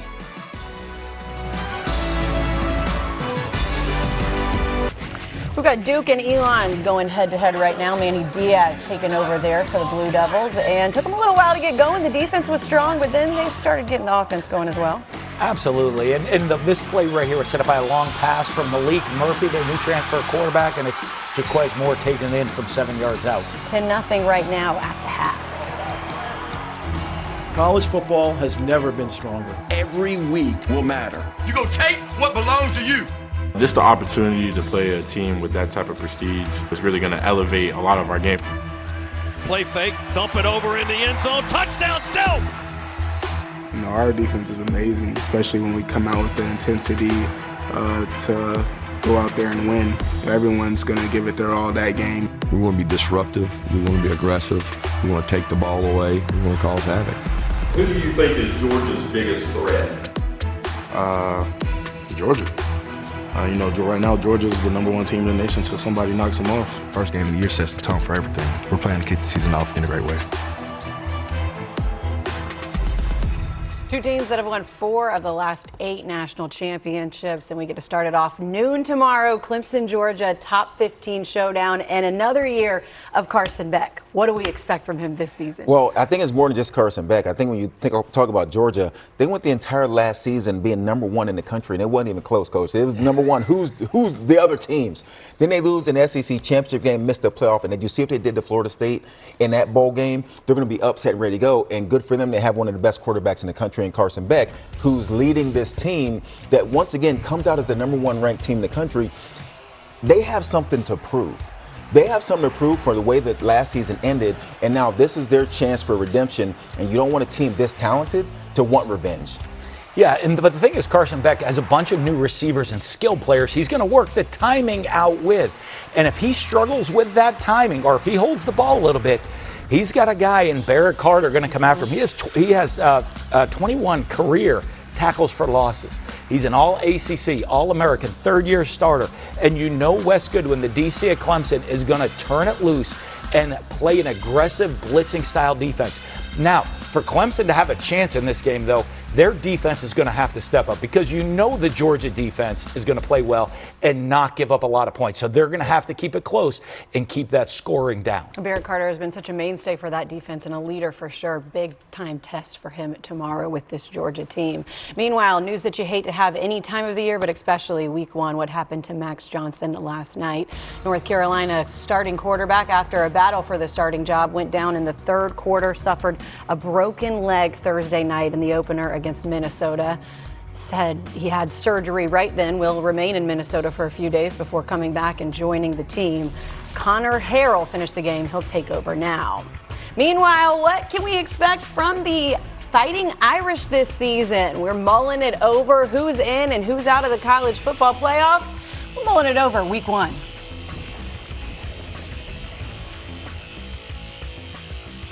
This halftime report is presented by Skyrizi. Well, there's been plenty to mull over this offseason, but this is mulling it over. Season 2 with Coach Dan Mullen. Kelsey Riggs excited to be in for this one, and we got to give the people what they want. Another year of mulling it over. We've got 4 different topics to break down, and we're going to start with the top 20 showdown between Notre Dame and Texas A&M. When it comes to the Irish, and you're looking at that college football playoff, is this a must-win game for them? I think it is, and Riley Leonard's going to be a lot on him. He played in some big games at Duke, but he's going to take his new offense new players around him, and he's got to go into one of the toughest environments at Kyle Field against Texas A&M and his former coach. Yeah. And if you look at their schedule, the reason it's a must-win game, if they lose this one, people are going to question, where are the quality wins coming after week one with a loss already on the record to Texas A&M? All right, so we're mulling it over on that one. Another thing that we are keeping our eye on is, of course, the college football playoff. And you pretty much think, okay, the SEC and the Big Ten, they're good with getting multiple teams in. But the ACC and Big 12, who do you have getting 2 teams in the college football playoff? I have the ACC getting 2 teams in this year. And there's some question after week 0, the Florida State loss. But the depth of the league, Miami, Cam Ward coming in at quarterback, explosive players, exciting. Grayson McCall, a tough winner going to NC State, fits Dave Dorn's personality. And everyone has said, hey, Clemson, the dynasty, it's kind of on the downfall. I don't agree with that. I think they have a talented team coming back, and I'm going to go with Miami and Clemson. I think both get in the playoffs from the ACC this year. I like that. Let's go to our third topic, and you're mulling it over on this as well, because as you take a look at the 12-team college football playoff, we know the top 4 are locks from the conference winners, but those other 8 spots, you're mulling it over on a surprise team, 2 surprise teams that could get in. Who is it? I got to see one Thursday night with Missouri as a surprise team. They have offensive firepower. Brady Cook's throwing to Luther Bird and Theo Weiss, some of the best receivers in the country. The talented O-line, they can run the football. But most impressively, the defense. They lost a lot of guys last year to the NFL, but they look sharp defensively. The other team, Ole Miss. Lane Kiffin's getting over the hump this year. He's got his quarterback in Jackson Dart. He has a lot of talented players. He's excited about this roster. I think both Missouri and Ole Miss make the playoffs from the SEC. SEC very deep yet again this year. The other side of that 12-team college football playoff is, of course, surprise teams that could be on the outside looking in when it's all said and done. Who are 2 surprise teams you think are not going to make it this year? Yeah, it's not the 5 and 6 left out. You're looking further down. I'm going to go with the one surprise team left out, Alabama. Kalen DeBoer, I think, is an excellent hire. I think he's going to do a great job. You already see the transition. I think it's been very successful. They have a tough schedule, new coach, transitioning in. I think they get left out. The other surprise team, Michigan. Jerome Moore in his first year. A lot of new faces on that roster. There's some tough teams in the Big Ten with Oregon, Ohio State, Penn State. I think the defending national champion gets left out of the college football playoff. Mulling it over with Coach Dan Mullen should be called Stirring the Pot here on week 1, leaving those 2 teams out of the college football playoff. We will see. Speaking of stirring the pot, Joey Galloway likes to stir the pot, has a few thoughts. You see the Saturday slate. What you got your eye on? I think Coach is mulling over a whole lot before the season starts. But Ohio State and that roster, they should win by 100 against Akron. You'll see that one at 3:30. Also at 3:30, Texas, the number 4 team in the country, and Colorado State. Miami, Florida should be a good one. We've got you covered all day long here across the ESPN family of networks. Meanwhile, Jackson Arnold, first quarterback with 4 touchdowns, no picks since 2021. That was Caleb Williams. Oklahoma up 34-0 at the half. You're watching Modelo Kickoff Week. Welcome back to ESPN College Football Primetime, presented by Ram Trucks, part of Modelo Kickoff Week. Labor Day weekend getting started. We got a head start last night. Colorado held off a very game North Dakota State team. Friday night football, and then into a big weekend in East-Ruff. Andre Ware this first half. Again, not a huge surprise. Oklahoma came out. They got 4 takeaways. Defense dominated. Yeah, and Temple kind of shot itself in the foot a few times. Yeah, it's kind of been a game in the trenches. And so when you have the type of success that Oklahoma's having defensively, it really allows you to open things up on the offensive side. So one side of the football certainly complementing the other. Yeah, Jackson Arnold in his first home start. 4 first-half touchdown passes for the Sooners, who will get the ball first here in the second half.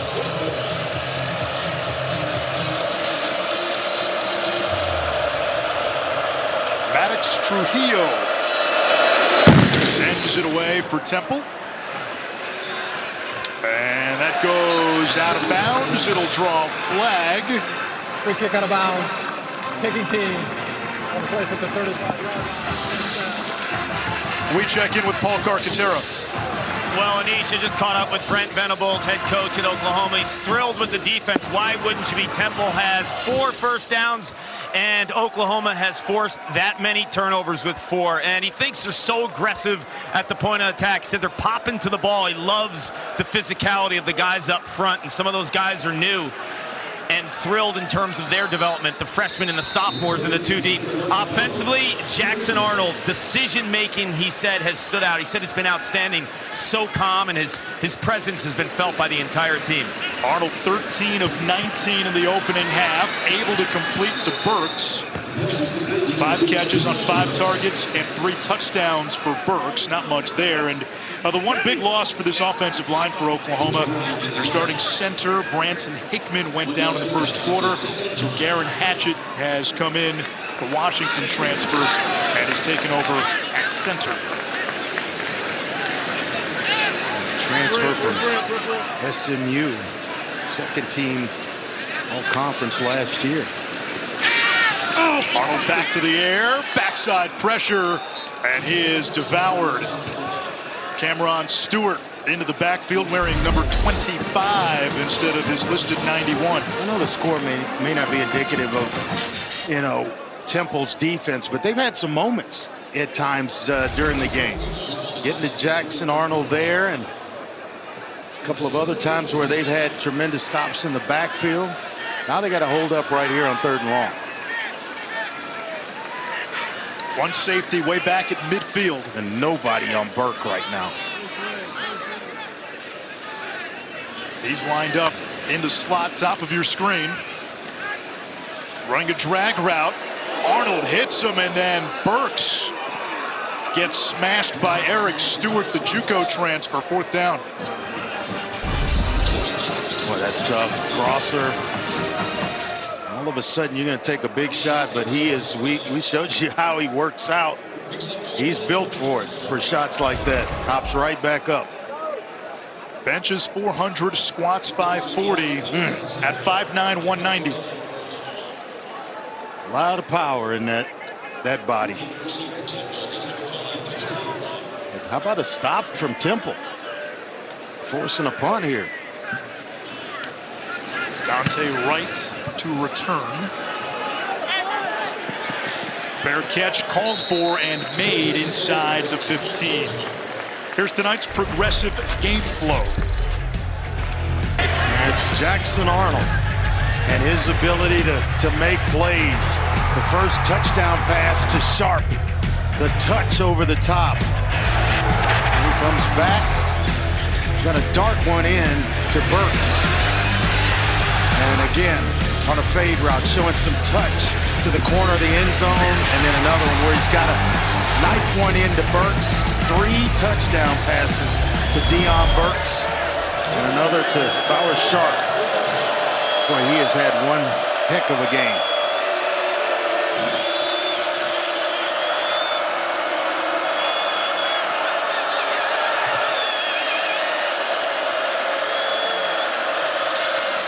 Forrest Brock, zone read keeper, as we check in with Kark.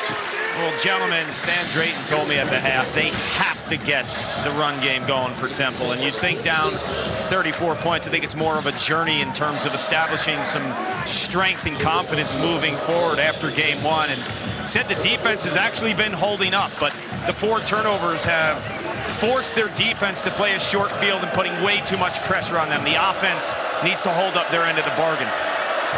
Brock, in his first career start at this level, got off to a tough start, was 0 for 5, 3 for 11 in that first half, a gain of 5 at that time.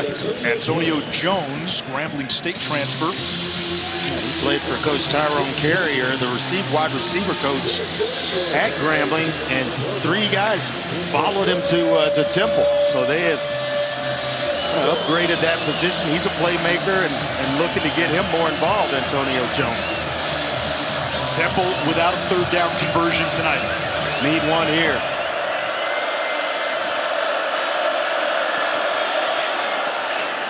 Brock upended.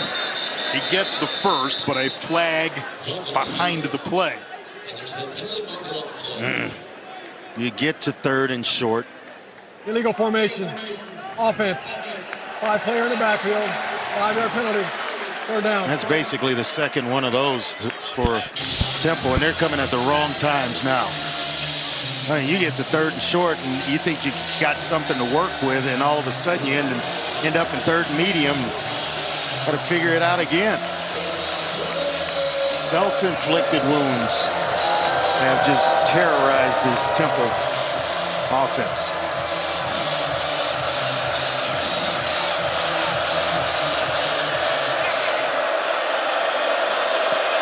Tight formation. Quick throw. Wright makes the catch. He's going to be a yard shy of the marker. That's where you got to run the route past the down and distance marker to make sure when you catch it, you automatically have it. Offense still out there. And now comes. I couldn't imagine the ball's going to be snapped. Yeah, you got to punt it away here. Where you're trying to hard count to draw someone off sides. That'll be about it.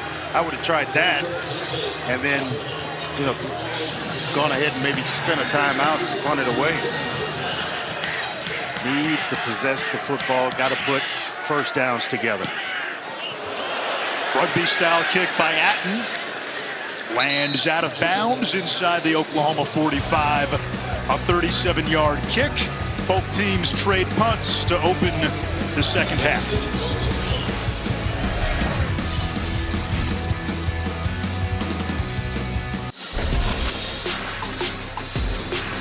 It's time for tonight's American Express game track. Yeah, you see what Jackson Arnold's put together, 15 of 21, 127 yards and 4 touchdowns, 6 catches for Burks, and 3 of those have been into the end zone. Short fields for the Sooners because of the turnovers. 6th time tonight they've started at their own 40 or better. Sam Franklin, the transfer from UT Martin, where he ran for almost 1,400 yards last year and was the Ohio Valley Conference Offensive Player of the Year with his first carry as a Sooner. You like him. Yeah. Slasher type. He's got another year. Franklin, big hole. One man to beat. And driven out of bounds near the 20-yard line by Javier Morton, the safety, a gain of 31. There's a lot to like about that, isn't it? And set up blocks and then the speed through the hole. Wow, what a run. Excellent block up front. Jake Taylor, the right tackle, just, and Spencer Brown, I'm sorry, was in the game for Jake Taylor. Nice opening of the hole Prior to the there. snap, ball start. Offense, number 54. 5-yard penalty. First down. Fabechi Wiwu, the right guard. I can take one more look at that run. Nice, excellent block by Wiwu, as well as Spencer Brown, the right tackle. You go back, hand the ball to the officials, and thank the O-line if you're Franklin. Cameron Stewart, the Rutgers transfer, who had a sack earlier in this half, is the injured Temple player. We step aside, and 9.5 to go, third quarter. I think once the playoff rankings get unveiled, the thing to remember is just because you're in the top 12 doesn't mean you're one of the 12. Right. Because if you have a team, let's say outside of the Power 4, ranked 25th, and that is the highest ranked conference champion outside the Power 4 is Arnold, picks up 14 on the play. Well, they're getting in, and now it's going to bump somebody from the top 12 out. Yeah, just get to your conference championship game and win it. Jamel Johnson down for Temple, the cornerback. It looks like cramps for Johnson. He has made some plays tonight. Transfer out of Charleston Southern. It's a defense that used the portal to upgrade. And at times has had some success in this game. Yeah. We saw Latrell Jean get a sack. Jean and Keaton wearing single-digit jerseys as transfers. Those single-digit jerseys signal Temple Tough, highest honor on the team, and voted on by the players.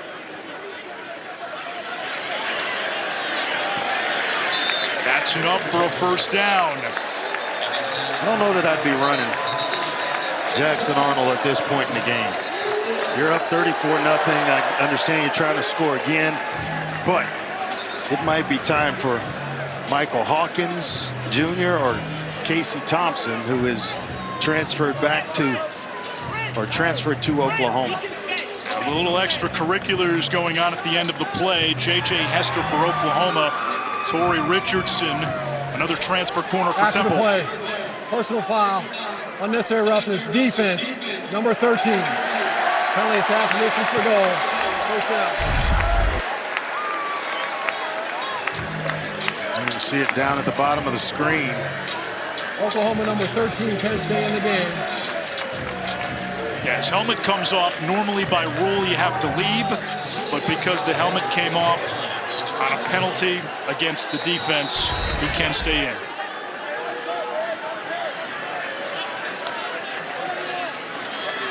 Handoff is to Franklin. And he is wrangled for a loss of about a yard. One of the reasons Franklin wanted to come to Oklahoma was to learn from running backs coach DeMarco Murray. Murray not on the sidelines tonight for the Sooners, serving a one-game suspension for recruiting violations, but you have him as your running backs coach. That is quite a carrot to dangle to any prospective running back recruit. Incomplete.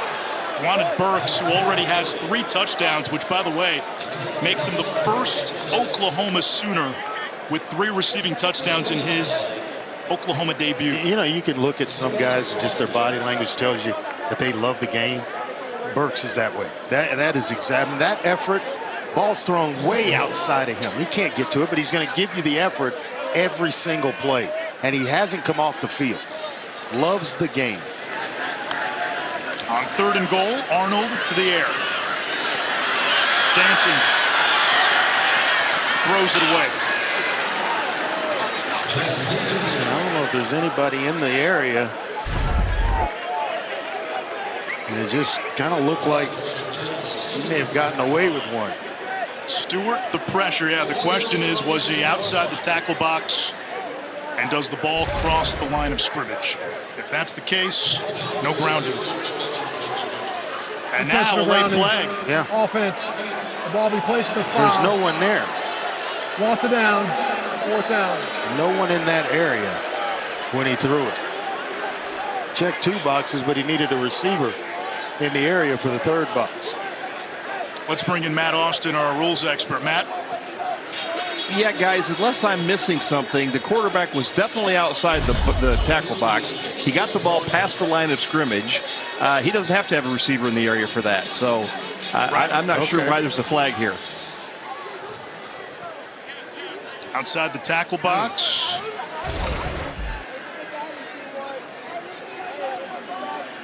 Now, was there a question as to did it cross the line of scrimmage? Yeah. I think that might have been in question, Matt. Doesn't have to cross in bounds. It just has to cross period. So even if it crosses out of bounds, it's still okay. And I wouldn't be surprised if replay's looking at this and talking to them on their crew communication. But maybe not. And they just stopped it. You're absolutely right, Matt. Week one for everybody.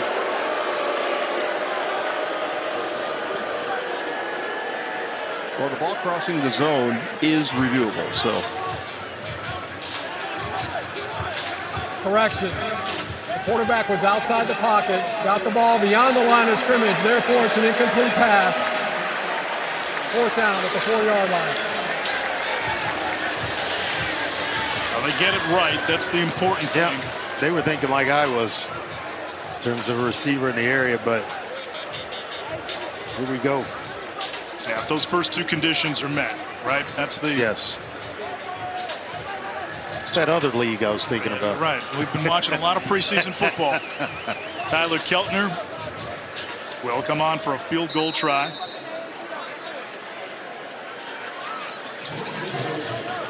He's hit from 50 and 42.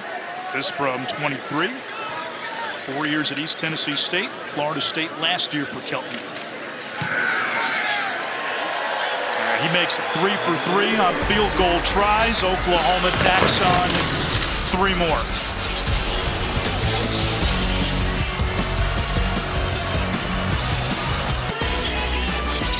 You're watching the SEC on ESPN. A big weekend of college football. Labor Day weekend. Clemson, Georgia on Saturday. Tigers looking to make a statement. Georgia, preseason #1. Florida, big season for Billy Napier in Gainesville, taking on what people feel may be a resurgent Miami team. Got Notre Dame, Texas A&M, USC, LSU, Sunday in Vegas. On Labor Day, BC and Florida State. And in the age of coaching movement, transfer portal movement, A&M and Notre Dame. Texas A&M's head coach Mike Elko came from Duke. Notre Dame starting quarterback Riley Leonard came from Duke. Yeah. It's going to be a good football game. It's a great environment to play it in there at Kyle Field. Officials wearing RR on their hats tonight, and that is in honor of the late Rogers Redding, a former college football official, spent a number of years in the SEC, later was the national coordinator of officials. He passed away at the age of 81 in April, and through the years, Matt Austin, I'm sure can tell you too, just a great resource to everybody who worked in the game, and certainly officials, Matt. Yeah, he certainly was, and on a personal note to me, he was really a mentor to me, and I owe a lot of my career to Rogers. So great individual, great official. Just couldn't say better things about him. Paul? Anish, Rogers spent a bunch of time with one of the crews I was on a few years back as, a rules official in the booth, and I got to spend some time with him. And I remember one time we were in Atlanta, and we both had a delay. We spent a few hours in the Delta Sky Club together, and he was just such a gentleman. And the two things that were really striking when I would think about Rogers, and we kept in touch. He'd email me over the last, bunch of years, always checking in. He loved his family. He always talked about his family, and he loved the sport of football. Amongst the officiating segment of college football, a legend in his own time, Rogers Redding, 81 years old when he passed away this April. What a gentleman he was. Yeah. I mean, just his great man. His presence was always felt, but he did it in such a calming sense, right? Like he made his points very clear, but he did it in such a beautiful way. He's going to be missed in the sport. I know Matt and the officials, the profound impact that he made on all of those will be everlasting. 3rd down and 9. Brock out of the backfield. Littleton, perfectly designed. First down. Have a late hit out of bounds as well to tack on to the end of that. Spears Jennings, the safety for OU, just escorts him out of bounds in a unique way. He's going out, and the officials, that's a little bit late.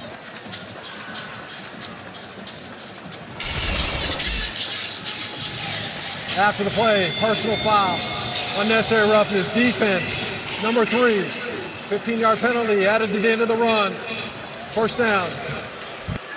Littleton bounced up right away. He's 6'1", 240. Now the penalty gets Temple into Oklahoma territory. But he doesn't look that big. He doesn't play that big. He plays like a smaller back. But he's got some thump with, carrying 240 pounds around.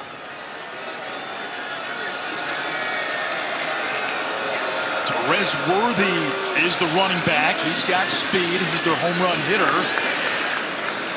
Spins to the 36-yard line. Worthy led all junior college running backs in rushing yards last year. That was at Lackawanna. Lightning in a bottle is what they describe him as. And they're looking for somebody to seize the reins as the lead back in that room. And he may be the one. He ran for over 100 yards 8 times last year in junior college.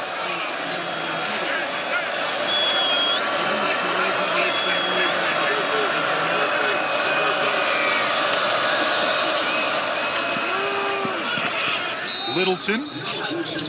And sets up a 3rd down inside the Oklahoma 35. I'll tell you what, no one's quit. Dante Wright just blocked Des Malone to the ground. I mean, you're talking about a receiver still working hard. That's what you want to see if you're Stan Drake. Guys still competing no matter what the score is. And this is 4-down territory, certainly, for Temple.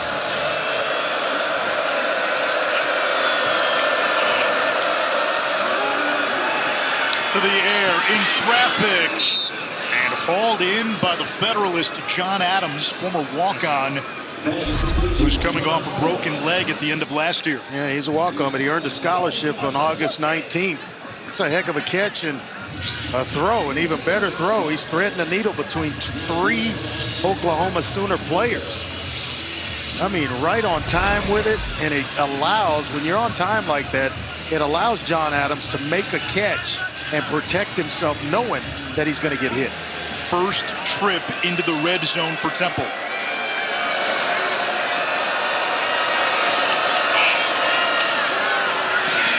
Brock devoured. Gotta know it's coming. Ethan Downs and R. Mason Thomas combined. Yeah, when you're in the shotgun, and you know I don't like it, right? I mean, we spent 2 years together, and you've heard me just shoot down the shotgun. When the snap is bad and you're getting blitzed, and you got to take your eyes away from the defense, man, that's tough to operate. I didn't know it was just universal hate of the shotgun. I thought it was on 3rd and short. Nope, I didn't like the shotgun. I don't like it. Never took a gun snap in college. Quarterback draw, and Brock deleted again back at the 31-yard line. We've called Grayson Halton's name quite a bit tonight. Yeah, that was actually Ashton Sanders, though. All the way down to the 19-yard line and started going backwards. The pass was Halton and Sanders. Yeah, Halton's had one heck of a game. I mean, if it wasn't for Burks and his 3 touchdowns and the way he's looked, you'd be talking about a defensive lineman for maybe player of the game here. And there's new faces on that defensive line. There's some guys who have maybe not played as much or been hurt earlier in their career. They like what they have up front. For good reason. And a whistle. Flag down. All the way back at the 3. First charge timeout. Temple. I mean, think about it. We've called 30 seconds. Jaden Jackson's name, Dominic Williams, Jadon Terry. They've all made plays. David Stone, all those guys inside have just wreaked havoc. And if you can get that in the SEC pass rush from your defensive tackles where it's in a quarterback's face, man, you're well on your way. Yeah, David Stone, who we haven't seen a ton tonight, was the crown jewel of this top 10 recruiting class. 5-star recruit, #1 D tackle. During camp, he led all interior D linemen in sacks, but the big surprise was his IMG teammate from high school, Jaden Jackson, was named a starter. Strong, physical, plays with great technique, and he's mature. Talking about Jaden Jackson, very mature player. Stone there in your picture. I mean, they are loaded inside. And you remember what Brent Venables did at Clemson with some young D tackles like Brian Brzee. Oh yeah. Sooners showing blitz.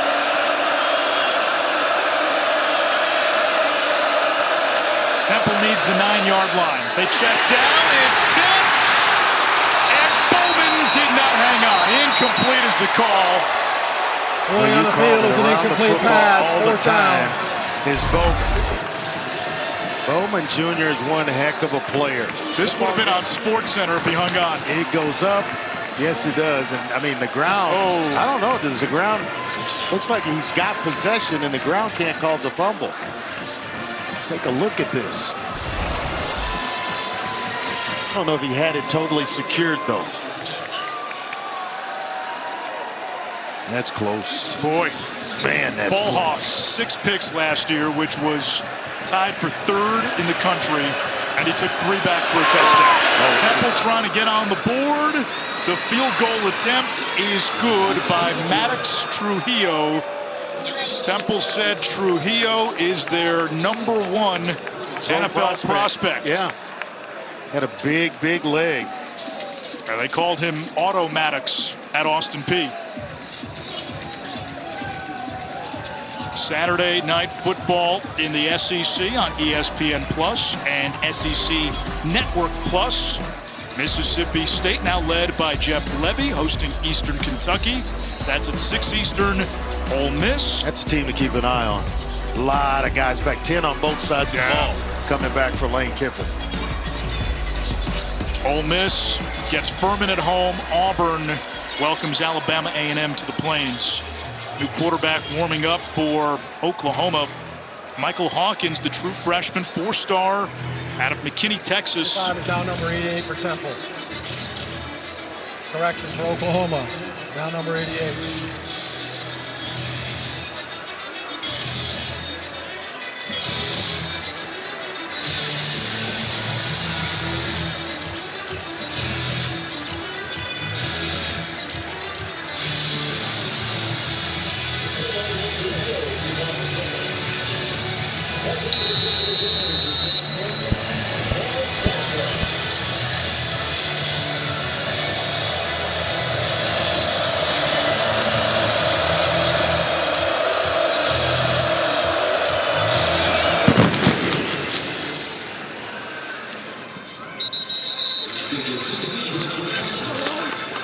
Oklahoma will begin at its own 25-yard line, 37-3.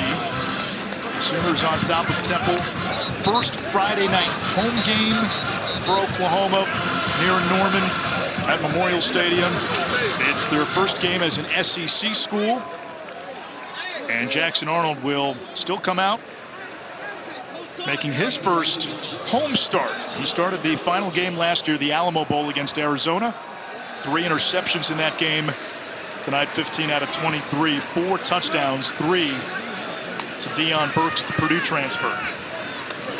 Quick throw, that's Anthony, Michigan transfer. That timing, just catch and flip. That allows the receiver to get the depth. Ball's in the air in a spot where he can catch it, and then he's contacted to protect himself. Just the timing of that, the whole mechanism of that is what makes the play. Just getting the ball out. Andrell Anthony was off to a strong start last year, then tore his ACL in the win against Texas. A lot of depth in that room. And we haven't even seen Nick Anderson tonight, held out as a precaution. Arnold has to eat that one. That's the Temple defense again.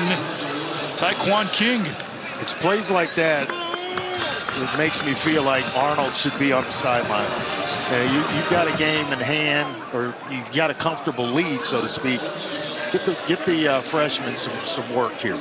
Is there worry about the offensive line? I know we're only 1 game in, and not even 1 full game in. Well, I trust both sides of the coin here in terms of defense. That's an excellent throw between 2 players, and it's going to be just shy of the first down marker. Bauer Sharp tried to sell it. They're going to punt it away on 4th and 1. Or at least give the impression they're going to punt it away. Kind of wild. Oklahoma tonight, 0 for on 3rd down. Wow. With 37 points, don't have a 3rd down conversion. Now, they did go 3 for 3 on 4th down.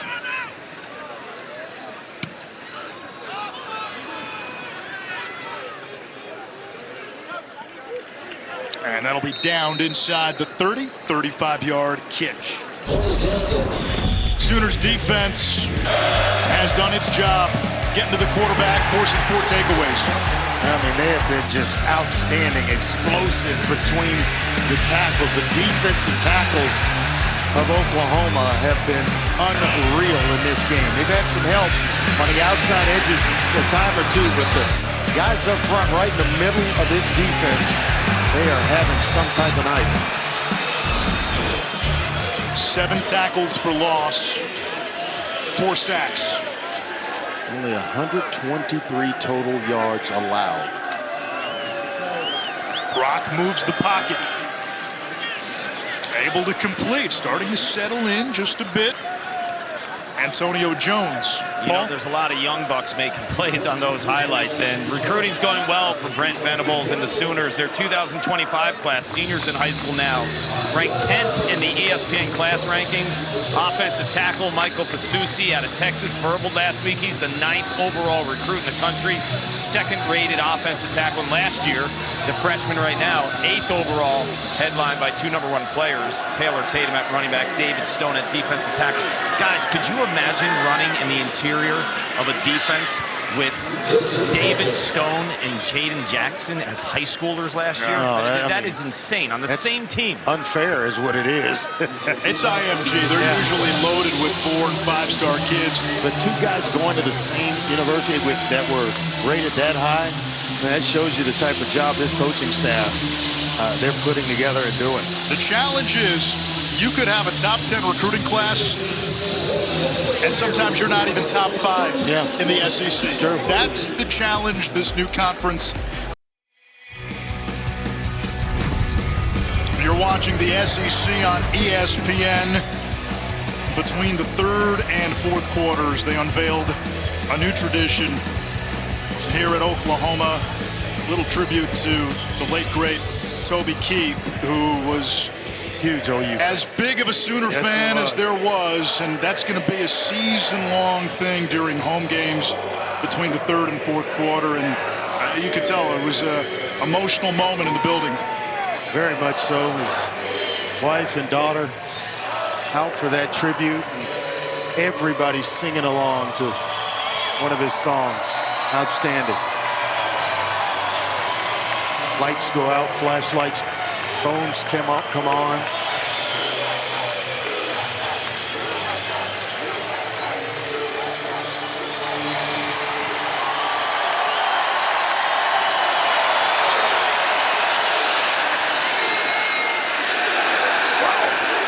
Just nasty in the middle.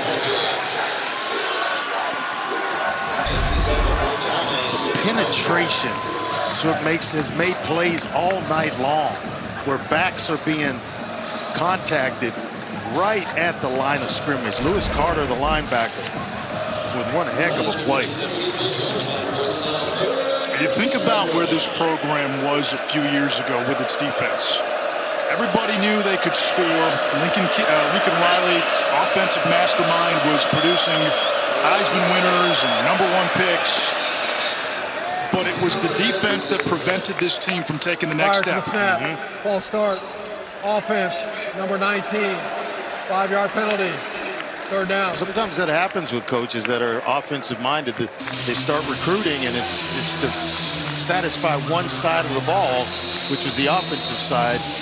When Brent Venables came in, and you knew what this team was going to be about. Physical, tough on defense, built some depth, and seeing them tonight, you got to feel pretty good about your chances going into the SEC. Brock being chased. Incomplete. 4th down. When Clark talked to Brian Bosworth early in the game, that was what Bos said. He said, hey, there was work to do to upgrade the personnel on defense, and Brent Venables, over the course of a couple of years, now going into season 3, has done that. And as Clark mentioned when we went down to him last time, there's more coming. He's done that, and he's loaded up the offensive side of it for his offensive coordinator, Seth Luttrell. I mean, they've got a quarterback that can fling it around and has great touch and zip. They're deep in the running backs room. The offensive line seems like it's going to be okay.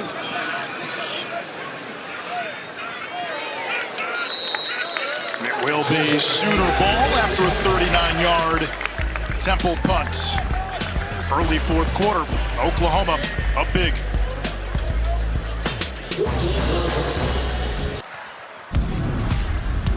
The Friday night spotlight shines on Oklahoma's Memorial Stadium, which has been the Sooners' home for now 100 years.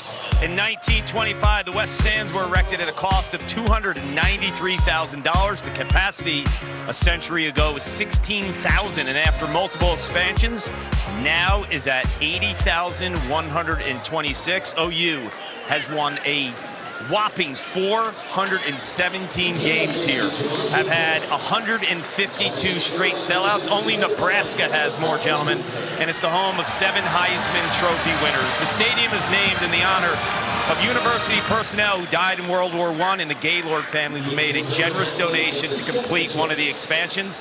The crazy thing, and Anish, you mentioned it earlier, this is their first Friday night game ever at night. Sure is, Kark, and there's more fireworks to be had. The true freshman quarterback, Michael Hawkins. There is a flag down after a run of 20 yards. He is electric, isn't he?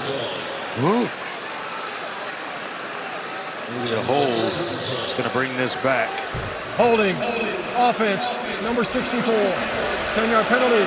Second down. Joshua Bates, the redshirt freshman, in the game now from Durango, Colorado.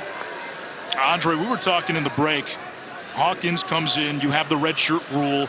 You can play up to 4 games and still preserve your red shirt. That's dead to me. Why? 54. Because you're developing him for someone else. A guy like this, he sits and doesn't get playing time. He's going somewhere else. You've got to keep him there. And then Jackson Arnold probably after next year, after 2025, will go into the draft. And then all of a sudden now the job is for Michael Hawkins. But you don't have the luxury of redshirting anymore. Not with the portal. Hawkins pass broken up. Nice play on the ball by Lewis Fry.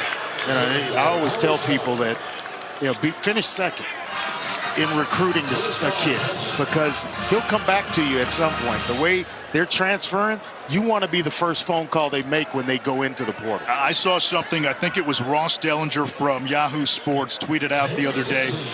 Something like 63% of projected power conference starting quarterbacks transfers. I saw that. I saw that amazing. same tweet, and that's why I couldn't agree more with Andre. I mean, you might not have him if you don't play him. Able to complete. And there's Bauer Sharp, who's been a big target for both quarterbacks today. 5 catches. I can tell you guys this. He has been warming up every time between the exchange of the ball. He is throwing the ball around. He being Michael Hawkins. So you don't think he wants to be on the field? He has kept himself ready just in case he got inserted into the game. You're right, Andre. And last year, that was Jackson Arnold, right on the heels of Dillon Gabriel. Yep. Who's to say Dillon Gabriel just left Oklahoma early because he wanted a great new opportunity? The more that you watch Jackson Arnold play, you think Jackson Arnold was just going to sit all year? Yeah, and you're seeing that in practice every day, and a guy just chipping away on your heels. Oh, he's running guys out of town. Gabriel was a first-team. This kid can play. Gabriel was a first-team all-conference selection with 55 touchdown passes. 30 seconds. Oklahoma, a year ago. Where does a guy like that call home? I think that's a different point. You're playing for you started UCF and then you're transferring all around the place. Where do you go back to? There's a receiver, I can't think of his name right now, at Utah. Probably his 5th school. How do you have that much eligibility to be able to transfer that many times? You make a great point. You go back to Houston as a former Heisman Trophy winner who spent his entire career there. They roll out the red carpet. Learn to compete. But there's something about being an alum, right? Yes. Going back to being able to place go where you played and call it home. If you're at 4 or 5 schools, where do you call home? Who's going to remember that you ever played there if you spent a semester or 2? It's ridiculous to me. Don't get me started, Anish. It's the 4th quarter of a 34-point game, Andre.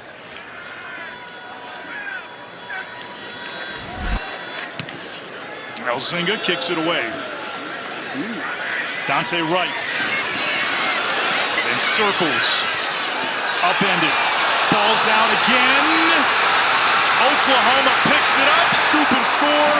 That's a touchdown. You can't advance a muffed punt. but that was a fumble after he had possession, and a touchdown for the Sooners, Zion Kearney. You turn it over on the road, good football teams are going to make you pay, and Oklahoma has capitalized on each turnover that Temple has made.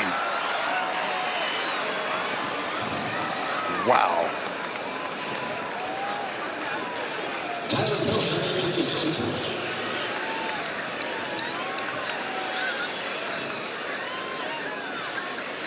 Jaron Kanik was the one who ran it in, the other number 7. Little trouble on the snap and hold. They figure it out. The kick is good. 5 turnovers for Temple. 27 points off for Oklahoma.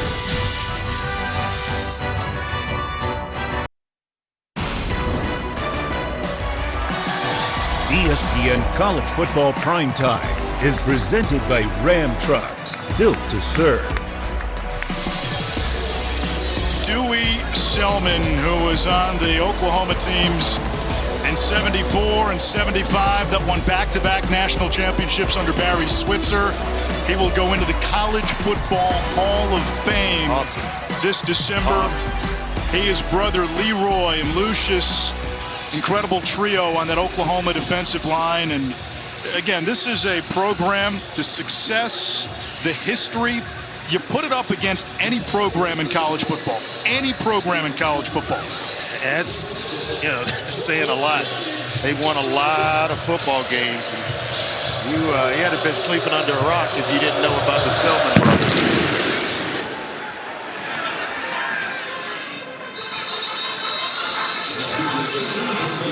We were talking about a legacy and the lasting impression on teammates. When you don't transfer, you stay from the jump. How about Danny Stutzman? You talk about a legend. Just listen to this sound, and I'll have some words on the back end. And I just know how much you guys put into this program, and sometimes you think it's not seen, but it is. And so with that being said, I want to donate some of my NIL earnings to you guys, so you guys can have a little something else after the meetings. This will be in your lockers. He donated $50,000 of his own NIL dollars to 18 walk-ons on the team. He wanted those players to know how much they mean to this program and their influence on all the starters, the grind that they have every single day of practice. They buckle up their chin strap and they do it, and they don't get any of the notoriety, any of the attention. And Andre, I know how you feel about this too. The walk-on piece in college football is so significant. It is, but it's going away because rosters will be limited to 105 players, and so that's going to take away the ability to basically walk on at a place. That becomes the new scholarship limit, and you got to imagine most teams, if they can, they're going to fill those spots with scholarship players instead of walk-ons. Yeah. And think of how many great programs were built because of contributions from walk-ons. Nebraska, Iowa, you go on and on. Those guys end up Texas CEOs, and guys that are starting end up working for them. So you've got to treat your teammates right along the way. You've got to develop relationships, and if you're transferring every year, that becomes your thing. You can't call them teammates really, because you were just there for a cup of coffee. 3rd and short. Fly sweep. John Adams moves the chains. We've seen a lot of reserves now, building some depth on defense. Brent Venables. A lot of substitutions in the game. That's an opportunity to get these guys reps. And if you're Temple, final score is not going to be pretty, but you're going to walk away from this game when you study the film knowing exactly what the strengths and weaknesses of your team are, because they've been amplified. And you've got to cut down on the turnovers. And they turned it over a bunch last year, and here we go again.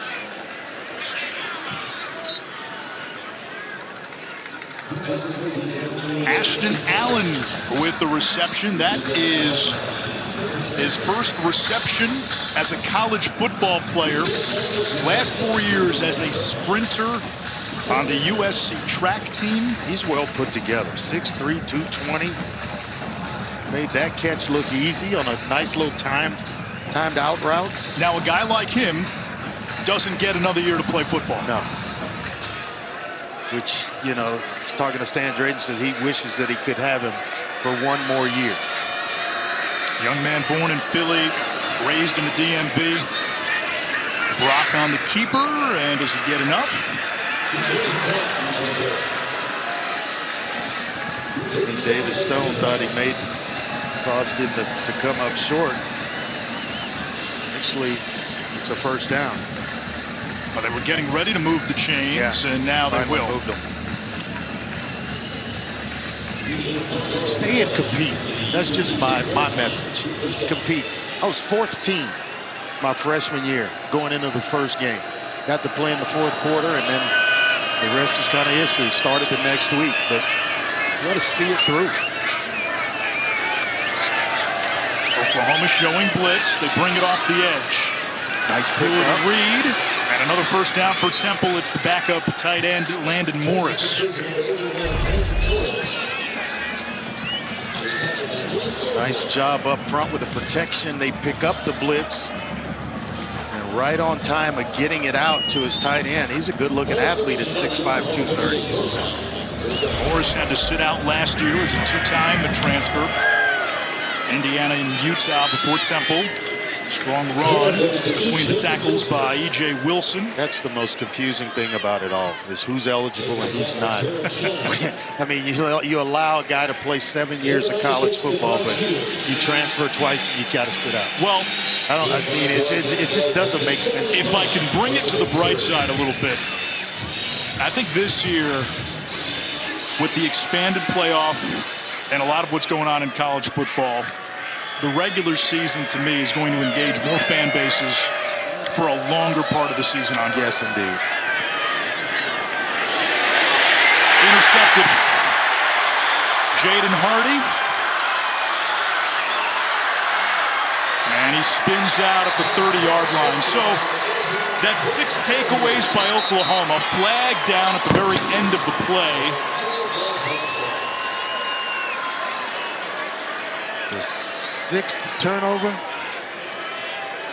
Temple had 5 takeaways as a defense all of last year. I mean, it's an easy message, isn't it? When this one's over for Stan Drayton. You turn it over like that, there is no way you're winning games, home or away. Temple picked to finish last in the American. Stan Drayton's teams went 3-9 in each of their first 2 years. After the interception, there are 2 fouls on the receiving team. Both of which are personal fouls. Personal foul, receiving team number 44. After the play, personal foul, 44 receiving team. Both penalties will be enforced. First down. About 30 yards of penalties.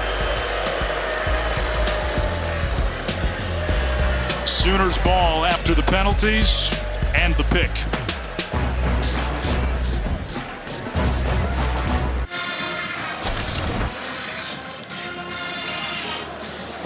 Here was the penalty on the last play. Taylor whined the guilty party for Oklahoma. Watch what happens. He's going to circle back and look up Forrest Brock.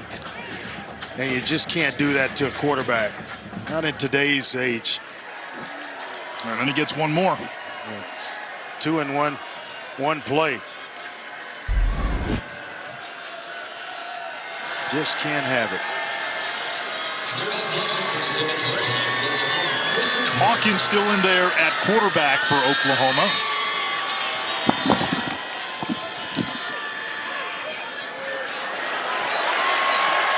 Wow. They might have another one. That's Tatum, #1 running back coming out of high school. True freshman. talk about Hawkins and his ability.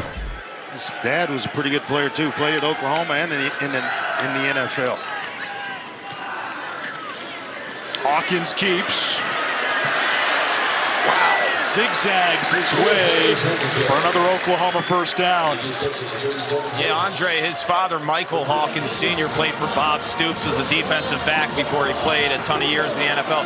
This guy is a serious prospect, too. 8th ranked dual threat quarterback in the ESPN 300. Also won an accuracy challenge in an Under Armour event. So it just shows you, like a lot like Jackson Arnold. Can do it with his feet, can do it with his arm. It's why you can't sit him and not play him and expect him to be there multiple years in today's climate. You got to play him. Taylor Tatum is on the Kyler Murray plan. He'll play outfield for the Sooners baseball team in the spring. Wow. Remember, Murray, not only the first pick in the NFL draft, he was a top 10 pick of the Oakland A's in the MLB draft.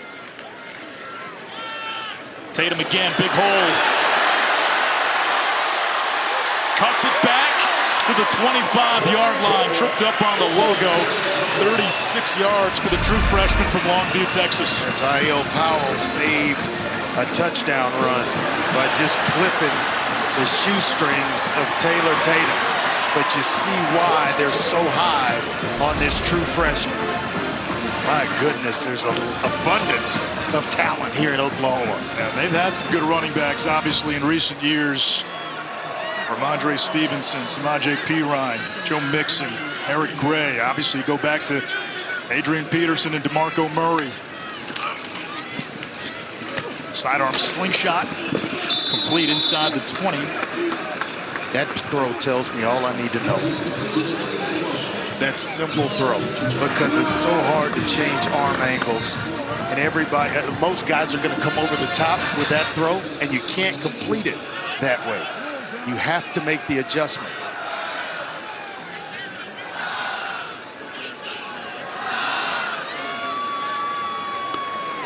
Hawkins looking to the sideline for a long time. Bates the center. Milking the clock down. It's about 10 seconds or so. Now Franklin inside the 10. First and goal. When the receiver gets a block, it's a touchdown. Oh my goodness. One block on the outside, and that's why it's the best team game in all of sports. Because one component goes wrong, and the whole thing may blow up. Everybody does their job, and it looks beautiful.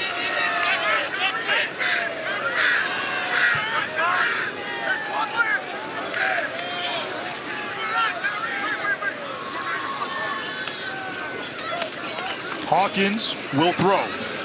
Corner of the end zone. He can spin it. Too much helium. Wanted Jaquez Petaway. But it's good to see that they're continuing to run the offense with Michael Hawkins. It's a long season. You don't know when you're going to need him, so don't put him in there just to hand the ball off. Have him operate the offense, so if you need to go to him at some point in the season, he has some type of experience. You're running plays. Seth Luttrell, new offensive coordinator.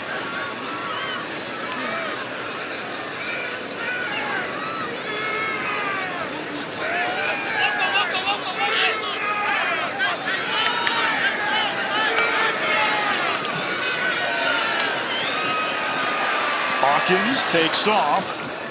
It'll bring up third down and goal. No gain on the play. And some people will say, well, you're running the score up when you're throwing it like this. No, you're getting a guy playing experience.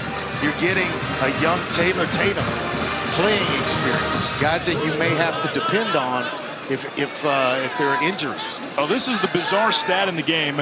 Oklahoma, despite being up 41, 0 for 11 on third down.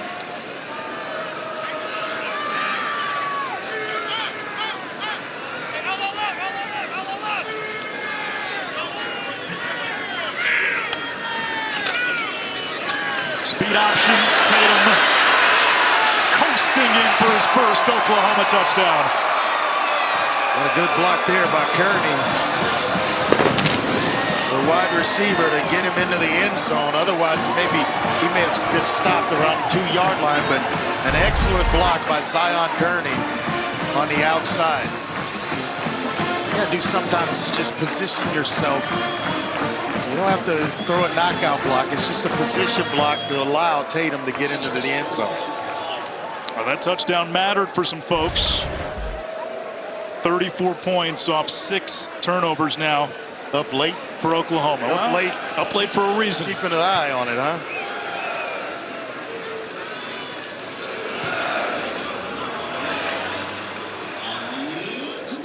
Wasn't the prettiest, but it went through.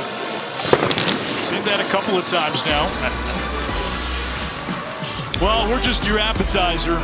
We have TCU Stanford after us, and then tomorrow, first big college football Saturday, Clemson and Georgia for the last 8 national championships between those two. Miami, Florida, big rivalry game.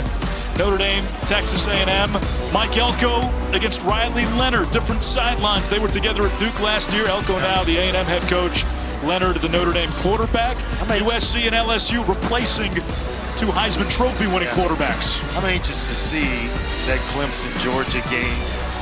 I think that could be a pretty good game in Atlanta. Clemson's got a little something to prove. He's doing it the old-fashioned way. No transfer portal for Dabo Swinney. He wants to develop, have them there, develop them, and play them rather than plug holes. If or maybe he doesn't have any. But I'm anxious to see that game. And Georgia reloaded. Carson Beck considered one of the top quarterback draft prospects for 2025. He is a good one, accurate. Now he's got a total, a full year in that system. I think it's going to be even better this year for him. And then BC, Florida State on Labor Day. Seminoles looking to bounce back after the loss to Georgia Tech in Dublin. Well, one of the things that's new in college football this year, Andre, you can use the tablet on the sideline. I mean, you're talking right away, seeing and having a conversation with coaches, and correcting on the spot. It goes a long way, and it's good to see it finally. Be honest now. If that was you, 51-3, you're playing solitaire, aren't you? Candy Crush? Oh, not if I'm in the game. Terez Worthy, top junior college rusher at Lackawanna last year, gets the call. Had to sit for a play with his helmet coming off. Yep. Don't really see a lot of that anymore, dude. Once that rule was, we put that into effect, guys start buckling up pretty tight. A little tighter.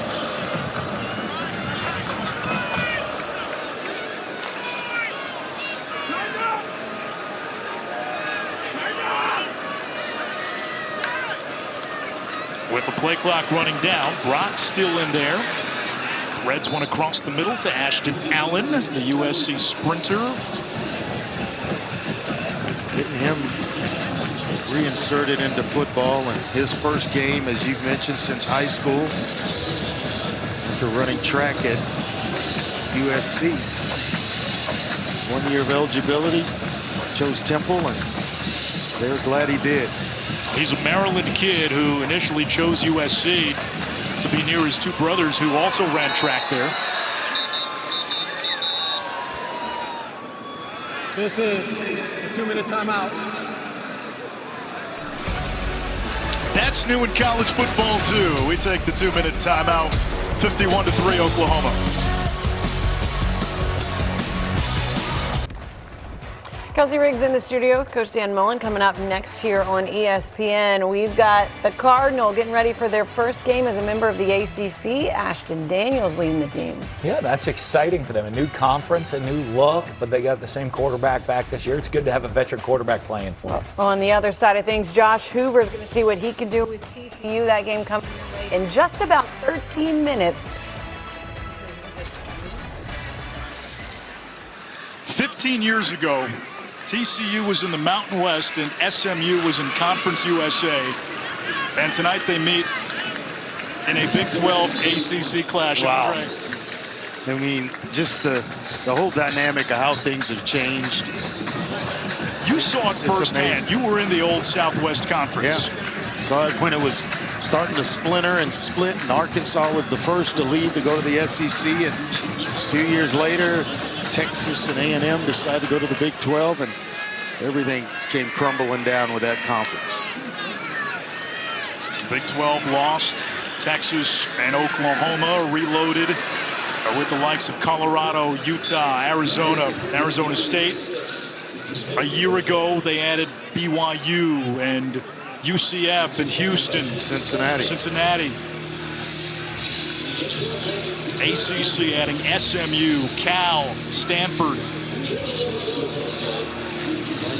It's crazy. Yeah. Crazy. Yeah, and I should mention, I said TCU, Stanford is the game after us, so that would have been Mountain West, Pac-12. 15 years ago, obviously, Stanford in the Pac-12, not SMU. Conference realignment, it spins.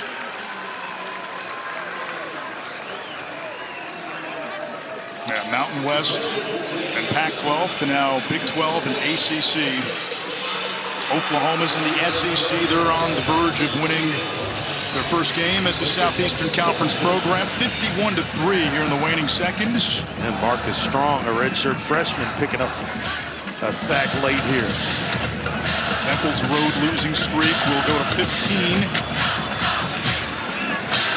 Longest in the country. And Brock sacked again. Marcus the big Strong fella again. 2 plays, 2 sacks. Getting in the box score late. Wow, are they good in the middle? Oh, yeah. They are good in the middle.